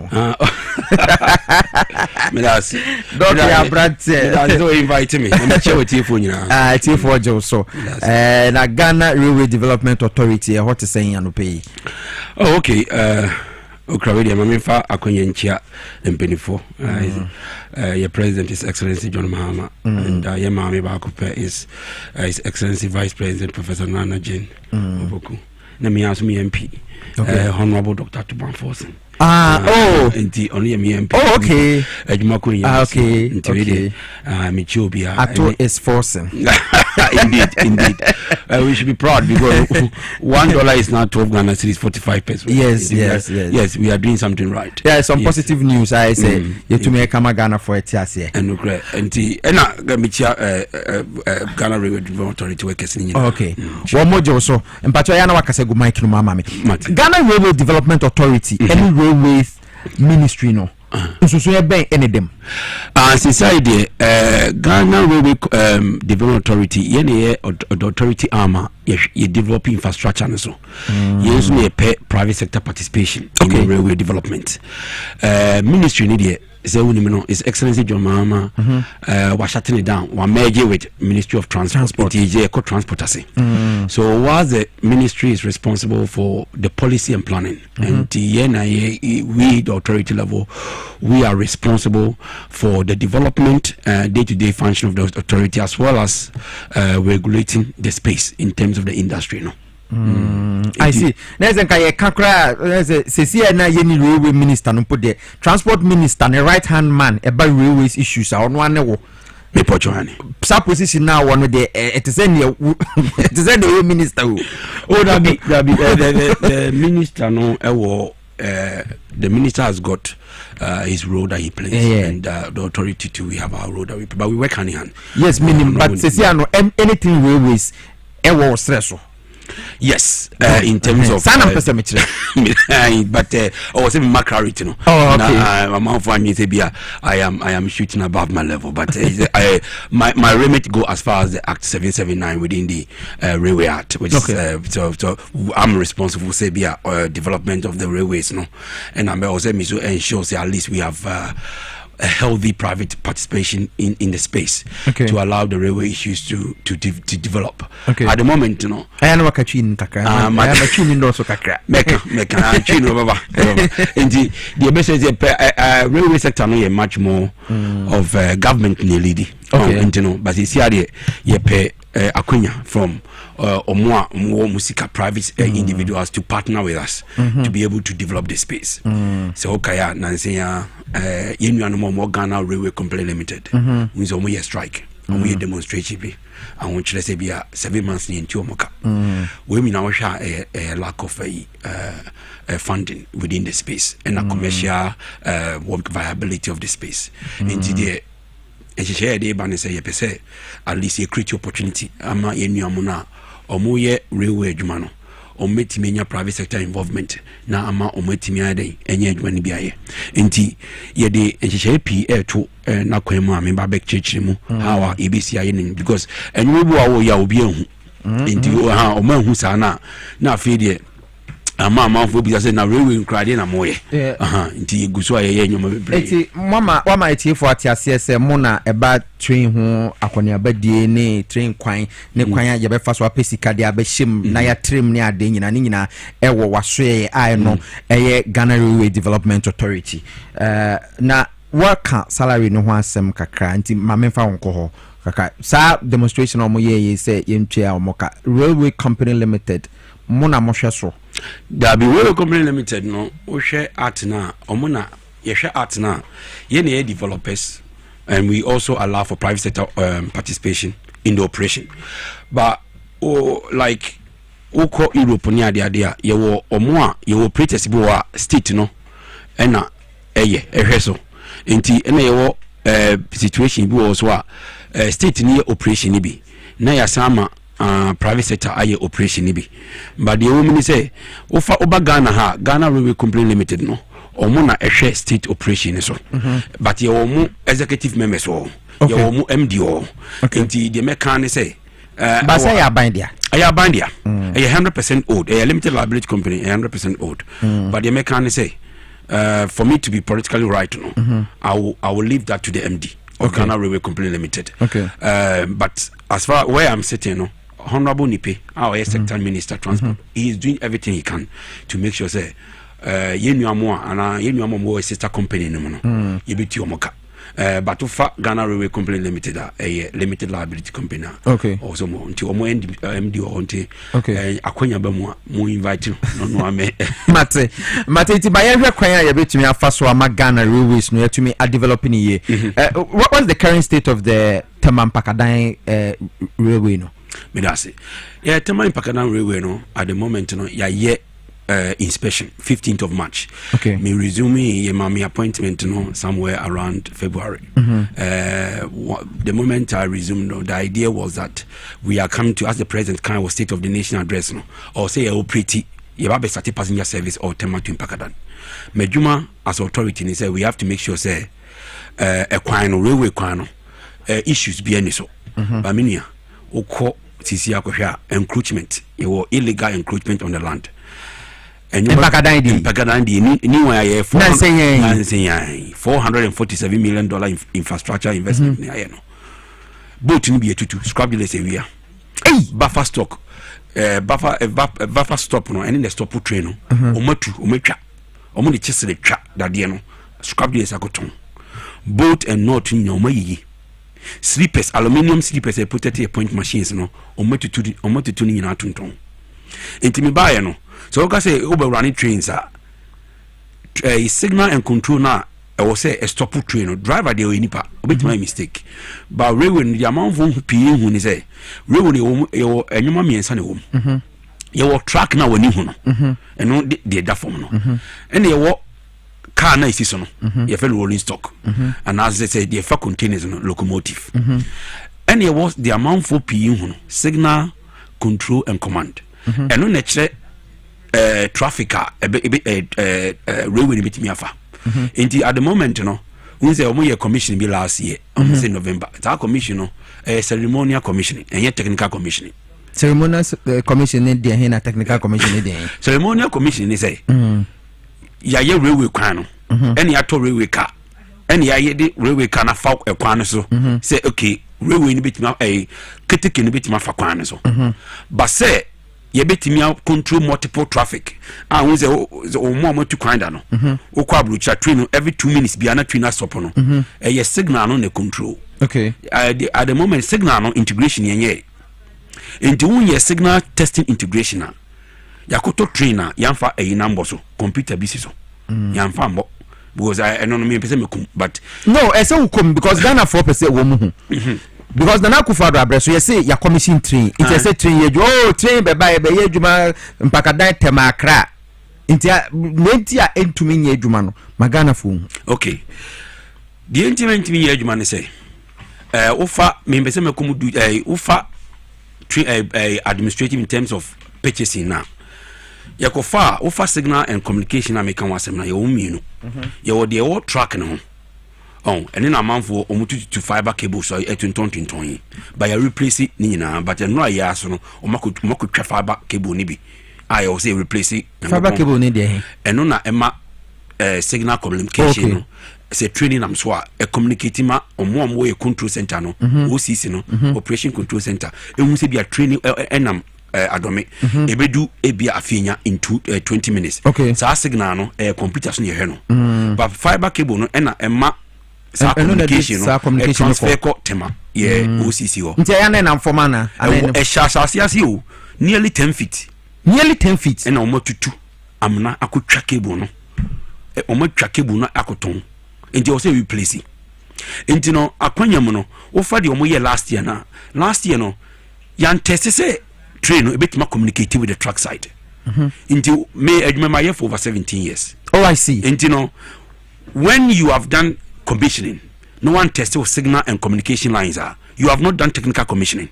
Okay. What you've done is to do what we call ceremonial commissioning. Car no bit more for training so. But at the moment, infrastructure we know $447 million. So because a young fitted that OBC, trainer ketikene kotoye no. Won't mean running 2 trains at the same time. We bet one train at the same time. Okay. Because running one train at the same time, now running 2. Abra will signal and control command center. We integrating now.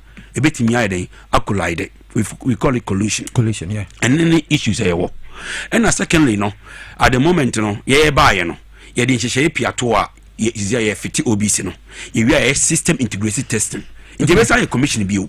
I be tested technical commissioning no. Okay. Inti e ho no obetumi se train no ba na ba ko di akiri. Basisia no se be start service ya nyagopon bo a enchi bia na ye betumi run one train pe. I be ko because it mean to me running 2 trains. Me you run kwa na se bi o me na fofo no mo industry mu ze akwa adwene ye. So because omunim say driver betumi errors. And also for discipline when it comes to our railway now. Railway ba no bi twem. Train ba no bi twem. Ndi keteke ne ba no bi twem. Car obi di car e twem e wo kwanim. And a train so no it take a train.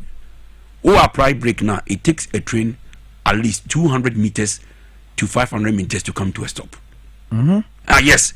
In the driver meet my apply brakes no and stop 500 meters into pine ne ku. Into the say e make sure say signal and command control center no. Say signal and command control center no ho and no driver ne apply brakes and no also meet my apply what we call emergency brake. Okay. Now I bring it to train to a halt. And at the moment providers now mobile to say omo no ye adwuma no sisi ade aye hihye ya to kwan mu a enchi bia ye be fiti OBC e wo 2 trains na ato ne mienu nyina. Okay. Eno no de tematu mpaka na nde menua do mo wi no ye replace dodo na ye wi ye 75% e wo me join this interview 2 days ago. Okay. But eno achi ya o masa akotwa cable no ndi o say ye ndi o man ne do no ni ho eti train kwan no yaye like the development of the rail no. And 75% complete na. Oh yes, Tematu in Pagadan is almost 99% complete. Okay. The area is a defect album, any vandalism, any chrono amount for area, railway no, metal no tonton. That is the issue that we are facing. But me as a railway man, I really don't want to run. Running the train is different from running the train safely. So, I want to run the train safely. And it's now we are adding to Kwama replacement in Ina. In Tenchibia, Mubon say at least train on air Yajma Tamatin Pakadan. It is a training Yajuma, a bit to my bank and happy in Pakadan. You from initially you running from Tema Habo to Afinia for the first 1 month to get everything done. And now we are running us. You baba use digital system into fact see can be flow. Okay. Yeah, because at the moment the problem when they say trains in here juma abankro huska no but see no ye buy no ye be account wo controller.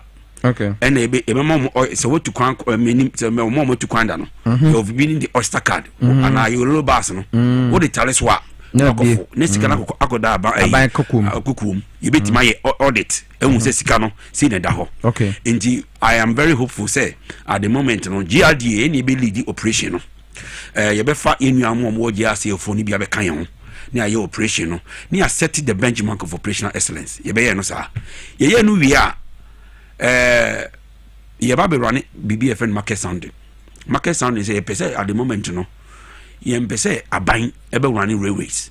Aban must be in charge of infrastructure. So on into ye no in charge of infrastructure na ya ma private partners about the running train because at the moment apart from Ghana near a few maybe Eastern European countries no state allow the state to run the trains. No, we allow the state to own the infrastructure to create the enabling environment. Now private sectors abem say okay fine. At the moment, me be running my train. Me be running from Temahabo, Ako in Pakadan, and Afienya.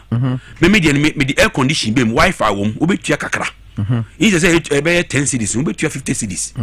Because obi tuma example now. Example nam dia ma no. Now obi so okay me stop me running non-stop from Temahabo to Adome. Into businessmen no bit mafo no. Na market women obi a onso nsika nso. And if no trotro de no. No do but stop be that is what I'm going to basically that's the vision. Okay. Into and if an open access model. Okay. Into me no say me directors no the open access model no ba to allow for private sector participation in the operation of the railways. And no sika na enra ye be hu. Okay. Also no e me mo employees no ye be tuo moka. Enkwa ban ho sa ban tuo moka. Okay. Oh. Me kai say 2012, 2014 and 2017. Me ko ye adwuma Kenya on the Nairobi to Mombasa. Minia. Nairobi to Mombasa no construction phase in created 30,000 jobs. 30,000 Kenyans in the adwuma. Tisi an omo operation e fa nipa 2,500. 2,500. Yen yo mo ya ayekre I think say Monday or Tuesday. Omo 2,000 kra. Entino say ma private sector participation ambemo a na e ka say aban na ye railway no $447 million. Aban na san be running. Ahwa na aban anya ne sika ope. Sika na emma minia. Obenya unauthorized stops. Sika no hu. And also discipline in terms of maintenance anyhow. Into infrastructure na be say. But at the moment no ye na GRD ehehele atumini. Ya ye operational strategy and in set the rule book for the railway. Okay. In terms of private sector he understands the rules of the railway for them to participate. Yes, sign a maintenance strategy diaba. In the maintenance strategy no every 3 months be and every 2 weeks be a inspection of the line, a rectification of the line. Ya ye ni na adaho. Yes, sign a safety we have set up what we called safety regulator. At the moment Sika 70 is set with us. But normally the safety regulator was independent, but I hear the safety regulation for the railway for the Tema to Impakadan. Okay. I mean, railway mukakra. If it be shunting rules, say shunting rules on the train bar your branch line. I will say non-stop train bar. I will say the estoppel train. I will say shanty. Not allow the non-stop train to pass. Yeah, your rules ni na every. Okay. Yeah, your rules ni na. It to be signed into action by Monday. Inti we a private sector now, so Obabaye railway now. You can come to the authority, we'll give you a license. Okay. We have what we call the rolling stock requirement. Ya yeni amount. We a rolling stock requirement a bit ma fa tema to Impakadan any. Ya sama e be axle load. A bit me fa on the track the amount. Into ukoto train aba yi wadwuma. Oh, okay. Oba bit my high end price. Obit my low end price. Nyina wow. Nyina wow. Aban every month be a obetua track access charges ama aban. Utua ma aban a sa sika no bi no ebe set Tema Mpakadan kwan no so ye busy a metumi e de aba na aban me train me pese me ne aban to kese eti me ba be fa so na matwima de boso me so na aban age track access charges. Okay. Enya bad but amount for ewo issue say na ya train kwa dia beti ye kona yakwa kotutu boot and not na yakwa ko twa we na yakwa ko twa we na scrap dealers and kwa and say train kwa ne de say ye bia ebe din o ebe din but ene na wo say nya oman ho do ye be den na yatumi ache sankofo we enkofo we mo no when I had the opportunity with the minister Edin Komo Honorable Nipe and also the president, we have to also His Excellency President Mahama, we have to set up what we call interministerial task force. Railway kwan so at the moment no entimi ye 1 day spot check minia when 1 day spot checker 1 day no ukowa omoma unya fi ope ombeba entino as part of our operational strategy na dey ba no ye ba be form security teams ewo all the line along the line. Yes, you form security teams minia the $447 million infrastructure no omese no ehon kwa omutu 2 meter omutu 2 cable. And you know, we are going to form a task force on railway kwan so I be protecting railway kwan abra 20 year juma So and task force they say day and night just to make sure that our railway asset is protected. But I don't know yet just short-term solution. Long-term solution, no, ye baba ye fencing along the railway, asset no. You are protected the right of way. And only ye fencing now, a man phone to be encroaching. Into two cables no. La pass kwan so ya ye fence ni bia si kwan mfimfina manfo atwitwa sa abaemu. Nti den na chese obi ntumi metwitwa sa de na enwurem. CCTV cameras and beboa na se den. You ba fit CCTV cameras nyina. You be fit CCTV cameras as part of the fencing. And we will have what we call it 24 hours operational surveillance on the system, which will be connected, because the good news is that your fiber optic cables already fitted, your GSMR communication lines already on the line. Okay. And to basically have the surveillance to our OCC, OCC Operation Control Center, okay. You better monitor who is doing what. Okay. But the key thing is a short term, we have to manage through task force. Okay. Yeah, no, we are. Medium to long term goals, build up areas now chronota happen. I will say see fence and first until we are in Yagopon Buana Akunya Bemo near the entire fencing. Okay. But the lesson learning from us and say going forward, in our future railway development, we need to look at something we call with the embankment, or say a left rail line up. In the Kenya, you're lifting up. They have the same issue. And what they did was, a former amount for baby into Musi pillars and embankment on at the. Nah, it is a sky train. Hey, and the same cascade. And international embankment. Now, amount for who they may patch. Do you know at least no and what a Piesie in the no chrono talona ya amount for betchu. So what I say. But Minia, we know a bind to mean deploy task force 24/7. And the best friends, the communities now training a formula and more form or more so be on minor hondo. Na at least will be diboni or more report to police. Na police at machine pakrono. Or more community, minimum we side money now. But uko na ko shed the way or musi we are yoma. Omuntu tutu railway okwan enyoma amoye na bema wo ye koyanim 2 steps ni abaye 3 steps and that is the problem. But we are sorry say run it tomato in Pagadan minia mimi I'm missing me onya. I can't wait to run it. But as a railway man, you have to run a safe railway line. Yes, of course. Into that what miada. But at the end of the day no, when see enyoma no hodo no biaka say okay they made a wound team I'm going to tour.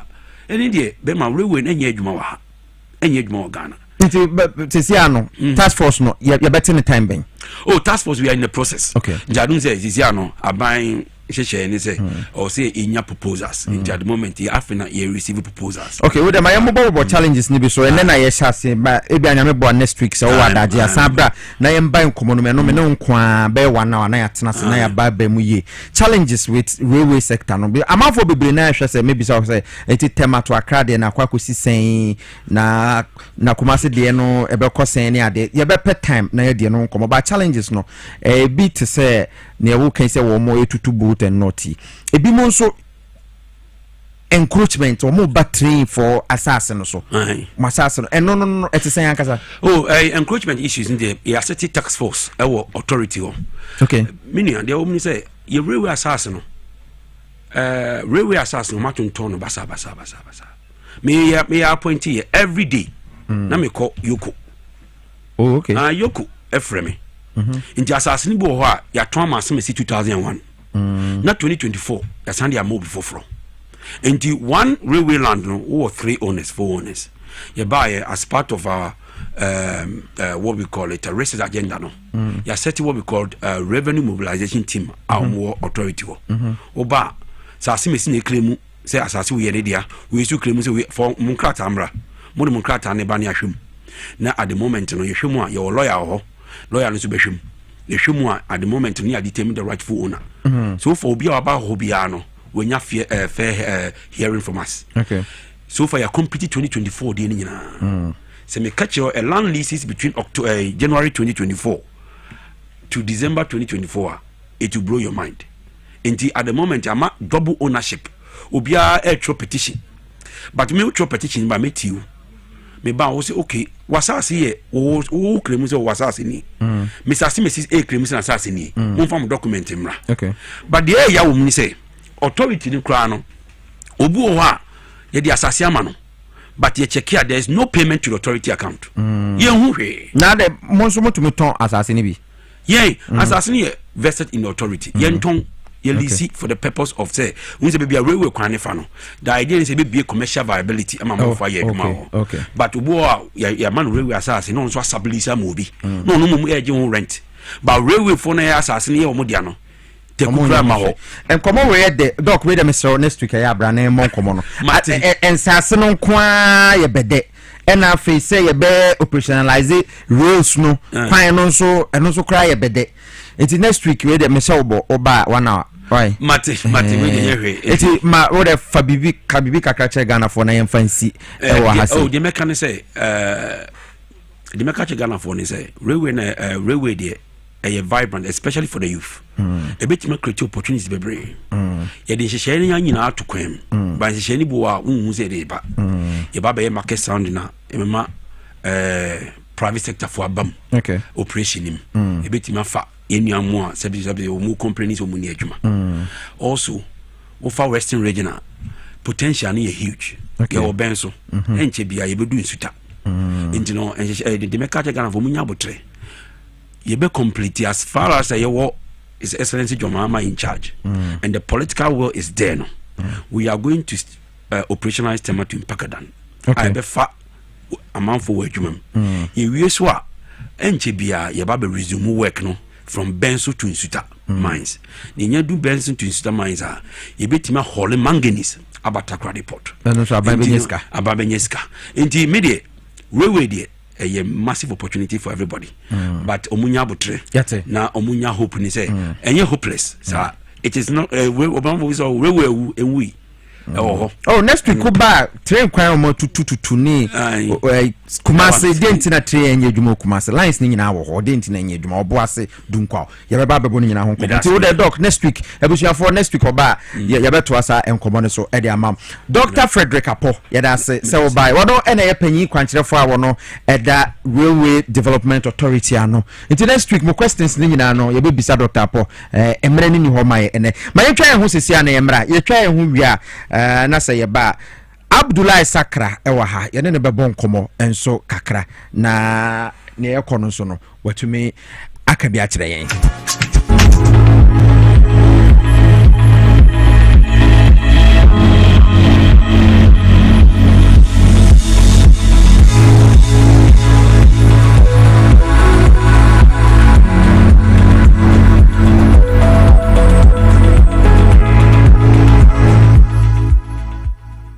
na kwa me taxi driver na enkane na misisi so misisi na kame na to na twetweme binya 3p garlic misa no aboa me pa ebi ata miracle bi wadro no just mafumu pra so di sia twini anka me humi esi so me humi ani esi so obeka se di bibi hye me so bi no na ye normal ni de fi ne ti no ti pa me sa desi ni ebi na anka se de nyankopon di ayi bi ahodi ti ma ebi ti nya san keto ana se we de me fro aka so na me fa hye me nkwa me me de abe pa 3 years na asemi guna wa me nemu se sunya se me kwa me de ameko bi amu so much me dru ta be 6 years ni tema bi am ye ma di se ne me ja na ta ya le nem ku me preko ene 4 days ana me koto 3 garlic mixture ni tema me kase yanku ko ni yam se ene ya me no kase me wa to me a me din wa me mpese 3 garlic mixture ubenya bi wo mamu pharmaceutical shops and herbal shops Fred Piwak e wo 02489288824 and 020100002.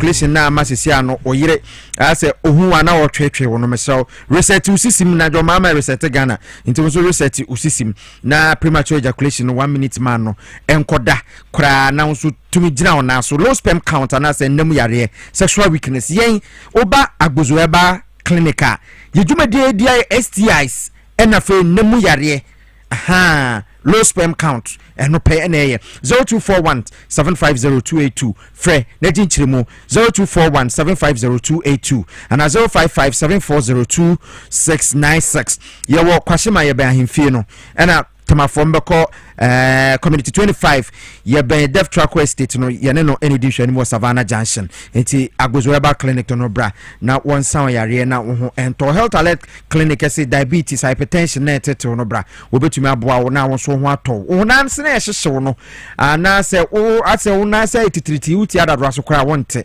mesre wo ba ye be ma waduro yade bi e da so nemu yade ye funu yade yaje ulcer award san health alert clinic no sit West Africa Traditional Medical Awards na ye no ye na wo ma jeje as the best ulcer treatment center year 2022 nti ulcer no ba hwa ye betumi aboa na ulcer last stop no cholesterol prostate issues and afi chronic body waste nisisi yade ye betumi aboa ye wo lab I be show mujemu ojunso mu ne ya se hwem bia no na ya hwem na sana ye de drug kan ye wo su na wo ho detoxify body no entibra na fe massage ni physio no so obu wo ho akwanya se won so ba na wo be ye physio e wo ho Madina ye ni post office ni di hwe ni mu e wo Madina First Atlantic Bank na chi wo ape ye ni o ma na wo building krono amu pokura se asha ma takra de kaso aye wo ho wo de ane so be frɛ 0242518893 0242518893 wo ba no school na dwemu bebie ama bibia konkan let's talk educational consult ye yusu ainde curriculum no de bia madam time bomba wo ba kyerɛkyerɛ yan awofo na ese ye ma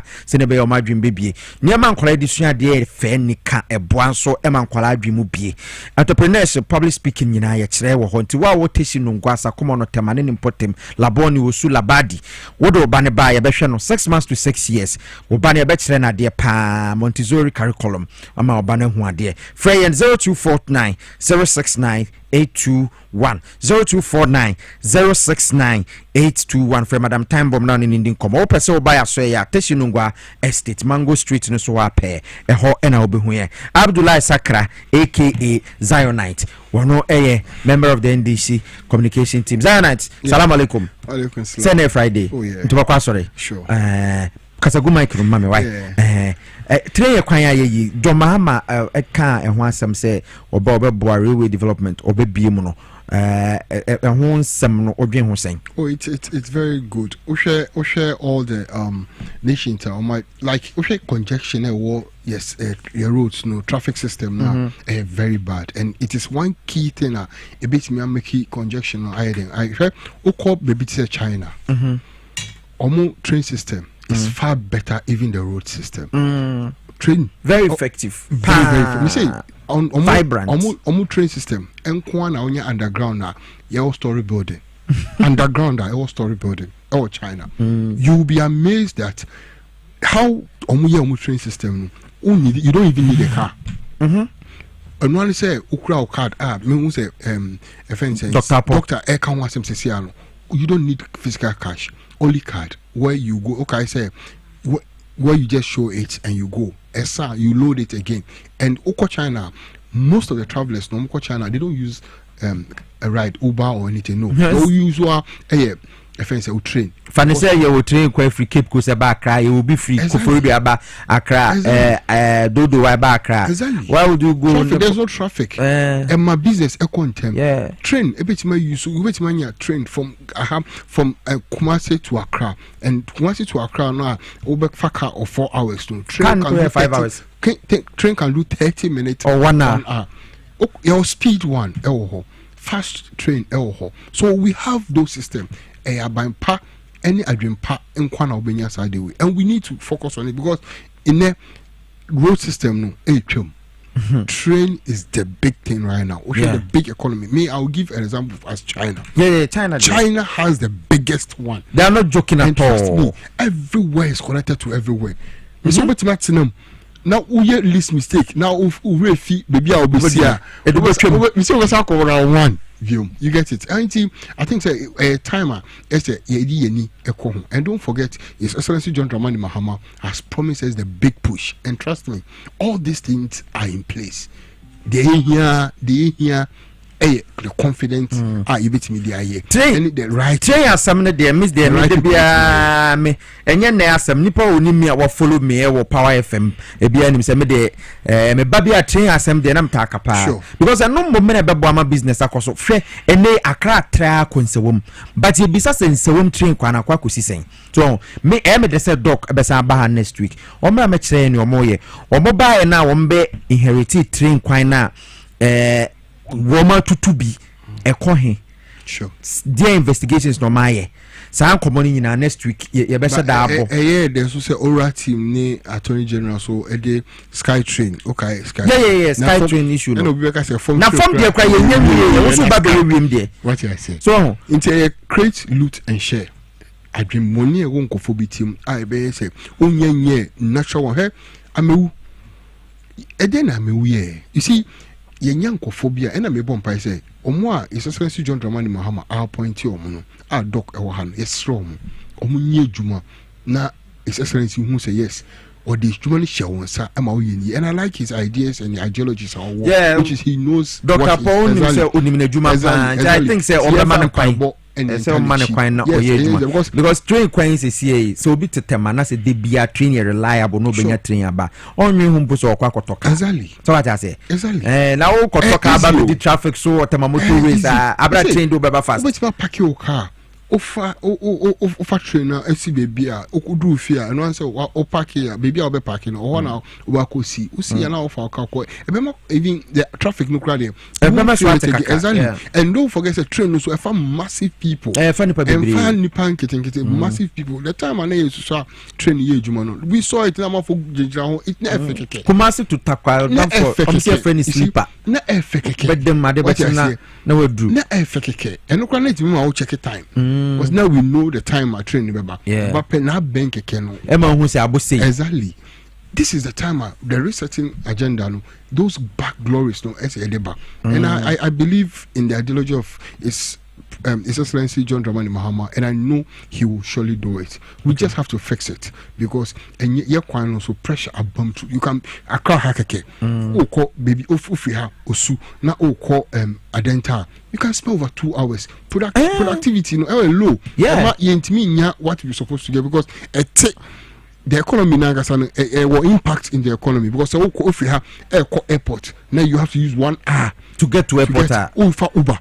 Now, if the traffic alone, cost of the Uber is high. You understand? It is all this is about for me. Normal Ghanaians no be about for me. Because communication meetings, and abayin beyisi. You say your mama was 4 years per Sabre yate 5 months a film. Okay, but there's a who say you bronya bako 4. You bronya bako we engineer botre. You bring a back 4. You move to my baby. Number 1, revamping no here. Sure. Oh, so you revamping we na say afi so when dey adwuma na say Kumasi dey kokoye na ya repair na say kwan eno so ye adwuma e so Central Market na ni nyina ye adwuma na afi ye hu say afi dey ye trim a na ya trim move to me aye. Ye be okay. Na Ghana for you ojide o mu.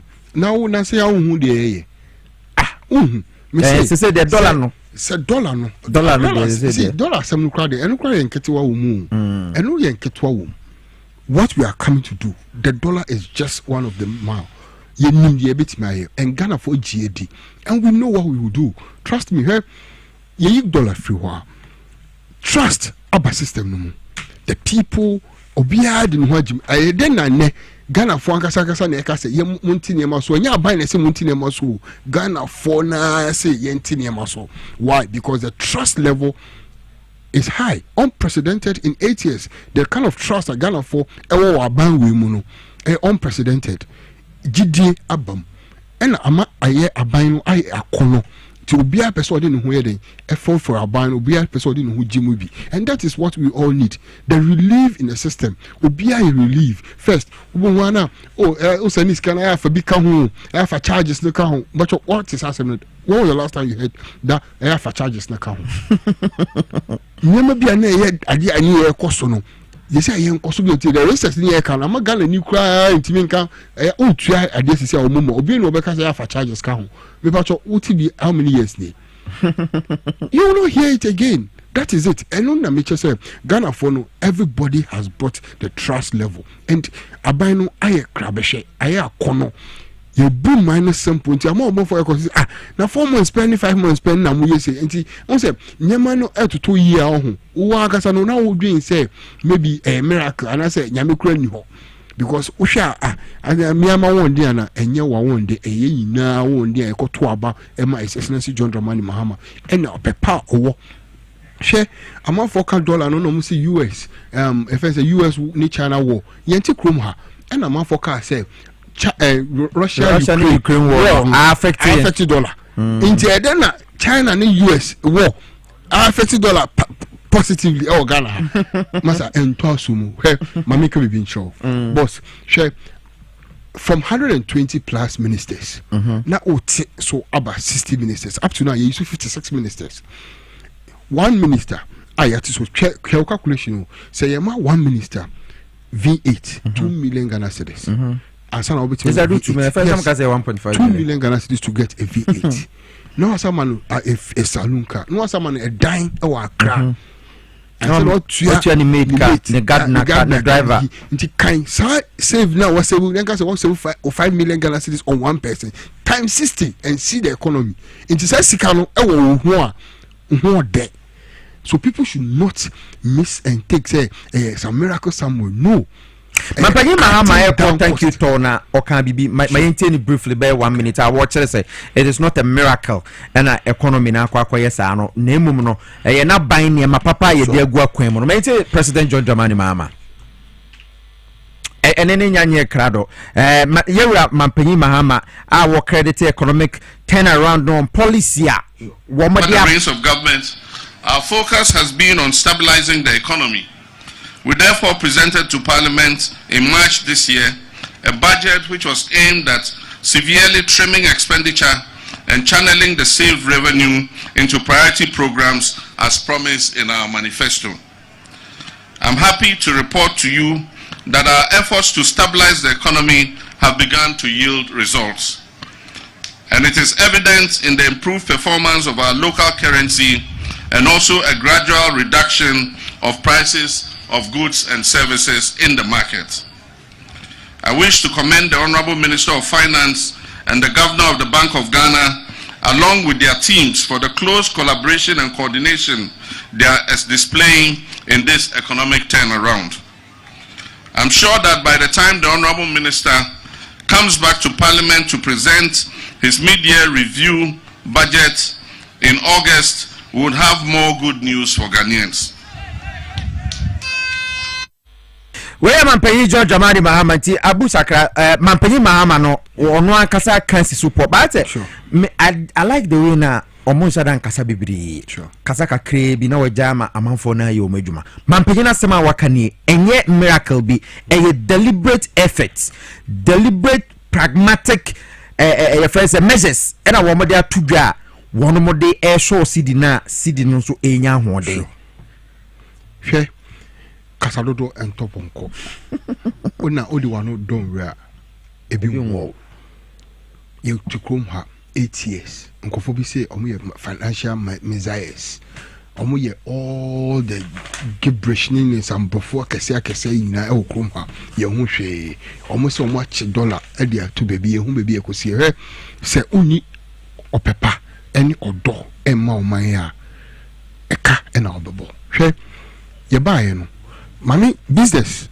the entire omo so some better so no do you know why omo okrom ha 8 years miracle to me see 1 week na at all na asako high bi mtino mo boka enu ntina fe wohwe be 1 week ni omo hwe se ebe ba koso bi ma omo hwe se be koso bi ma but let me tell them omo nima ho for the past 1 week now obi a only $1 million esi ene. Do you know how much the person has lost? Do you know how much the person has lost?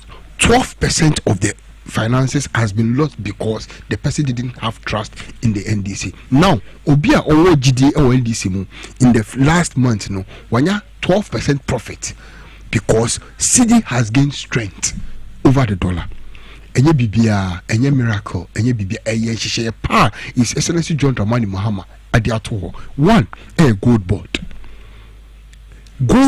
ehun faso beba Ghana no enya no afi. Look, all the profit enya efi cocoa move on all this while no gold board is coming to triple it because the gold na you want Ghana hanom no. And if you watch the tragedy from January till now, the number of gold I exported and the income inflow abana, and you realize that yes, it is not safe to put the gold trade in private businesses than giving to the no.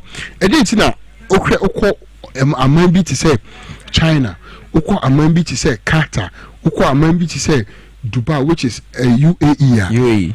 Omusika sem solid. Because Obakona exchange rate no say na sisi no hwe obasa ko 2 years bi na say uko even ine so uko kata uko do omo efeni say omo airport ahun dollar airport mpo yendi dollar airport you have to go and change it at the forex, and what changes so you need your passport, and every single dollar with the number is there. So whatever happened, they trace it. So we know the amount of dollar in and the amount of dollar out. By backroom, there be the public $1 no they see just because he wants it to be short in the system. Not in kofobi jankophobia. Emma or minor book inflation cost. No, share miracle be any hole and yet dollar needs to trust me, the inflation right now is reducing. And you never GD ever system no more. And I'm say, and yes, just any miracle ever no who say no, a buffum, she pa, a bang be a bar, what they are 2 more, yin ye baku. And don't forget, say one thing, and he say the truster go for a war as how by we move air son con adentia, not in Kofobi Kobo Bosia crowd, Ghana market to cry, not on yebi, but in everybody wants the government to take his money because trust Abba. And Yanumu, Nama from somebody because my memory, papa more, Mako, and Jimu cry, or Moko pension cry. Haircut, so cry haircut. Yeah, I could follow you. There shall not be haircut, but there was haircut. You know, Kuma. How will you live? I can say haircut in Sierra now. Businesses no more GD or buy mu. Debbie. Obia withdraw ni sika. Until I say the GDA system. Me say I'm for pa buy just on meji ni sika, on meji musika. Go. Which advantage is the government taking? Say GDA bem, there na monsomo ye na Ghana for so me GDA wo mu de bia. Oh no, what we are trying to do is say we want the inflation to come down. We always want the people to enjoy. So share ye taxes in every amount for so currently no. So we are only pa o clear nema every port. Na utua 500,000. And you pay almost 350,000. I buy a save 150,000 Ghana cedis. So this is the time I said. They are all going. They are all going. No, you see what people don't get it. They say, boss, share $10,000. $10,000. It used to be 150,000 Ghana cedis. Exactly. And then $10,000, 127,000 Ghana cedis. So how much they will save? We have saved over 30,000.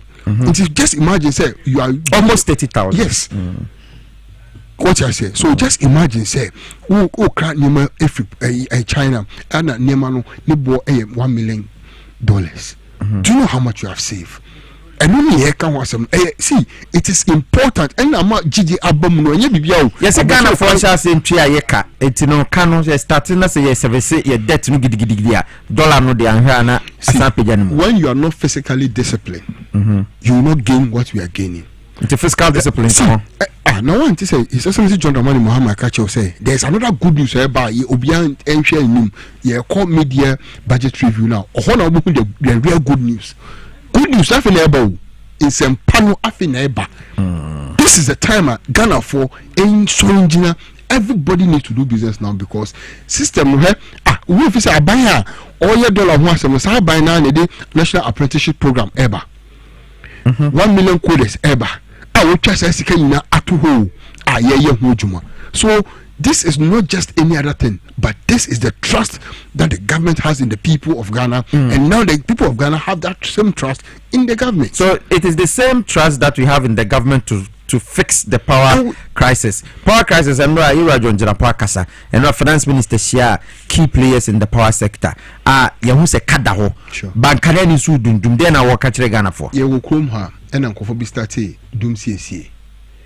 The timetable is still there, and we are following it. But Omuya Doom CSA in Ueno, Nema be Waha, not a Waha, or more or many uncles. So in Ghana Gas, ye be new station to the extent say yeah per say gas, and don't forget say hey neman kitty any medium term to long term. Yes, in the short term, in the interim, and I say plane crown e be ko far bar yenko far plane yenko far mete here, and definitely we see we are on top of the issue. But don't forget say you say one kasa utimwa you boni and you person ya kasha Ghana for say and you say ye komu ye solve, but this is it. This is the real situation, and book don't lie. This is it. Anybody who feels say we are challenging the record, you should come on board. But this is the truth of the fact. But but upon all this, we are fixing it, and we fix it. There's nothing new. But we have solved it, and we are solving it. So many people have come on board. I'm not for no more free Ghana or money business or Ghana have been. They are back. They are doing business with us. It will show the kind of Gigi no more energy minister more Jinapomo. Also yes, Krabeshe, and he's on top of issue. And yet on your talk and do, he does everything. Okay. And trust me, by the end of the year, and I'm telling you, I know the John Dramani Mahama is something that we know would solve doing so before leaving, because he solved it. Yeah, bibia ama for the one touch yanka ho one year bibia ama wa se osabolo krono yeah okay the power badge every baby call baby. Yes, it was there. We bought everything. Did they bring one? Did they add one to it? I didn't hear. But we will do it. And we are doable people. We will do it.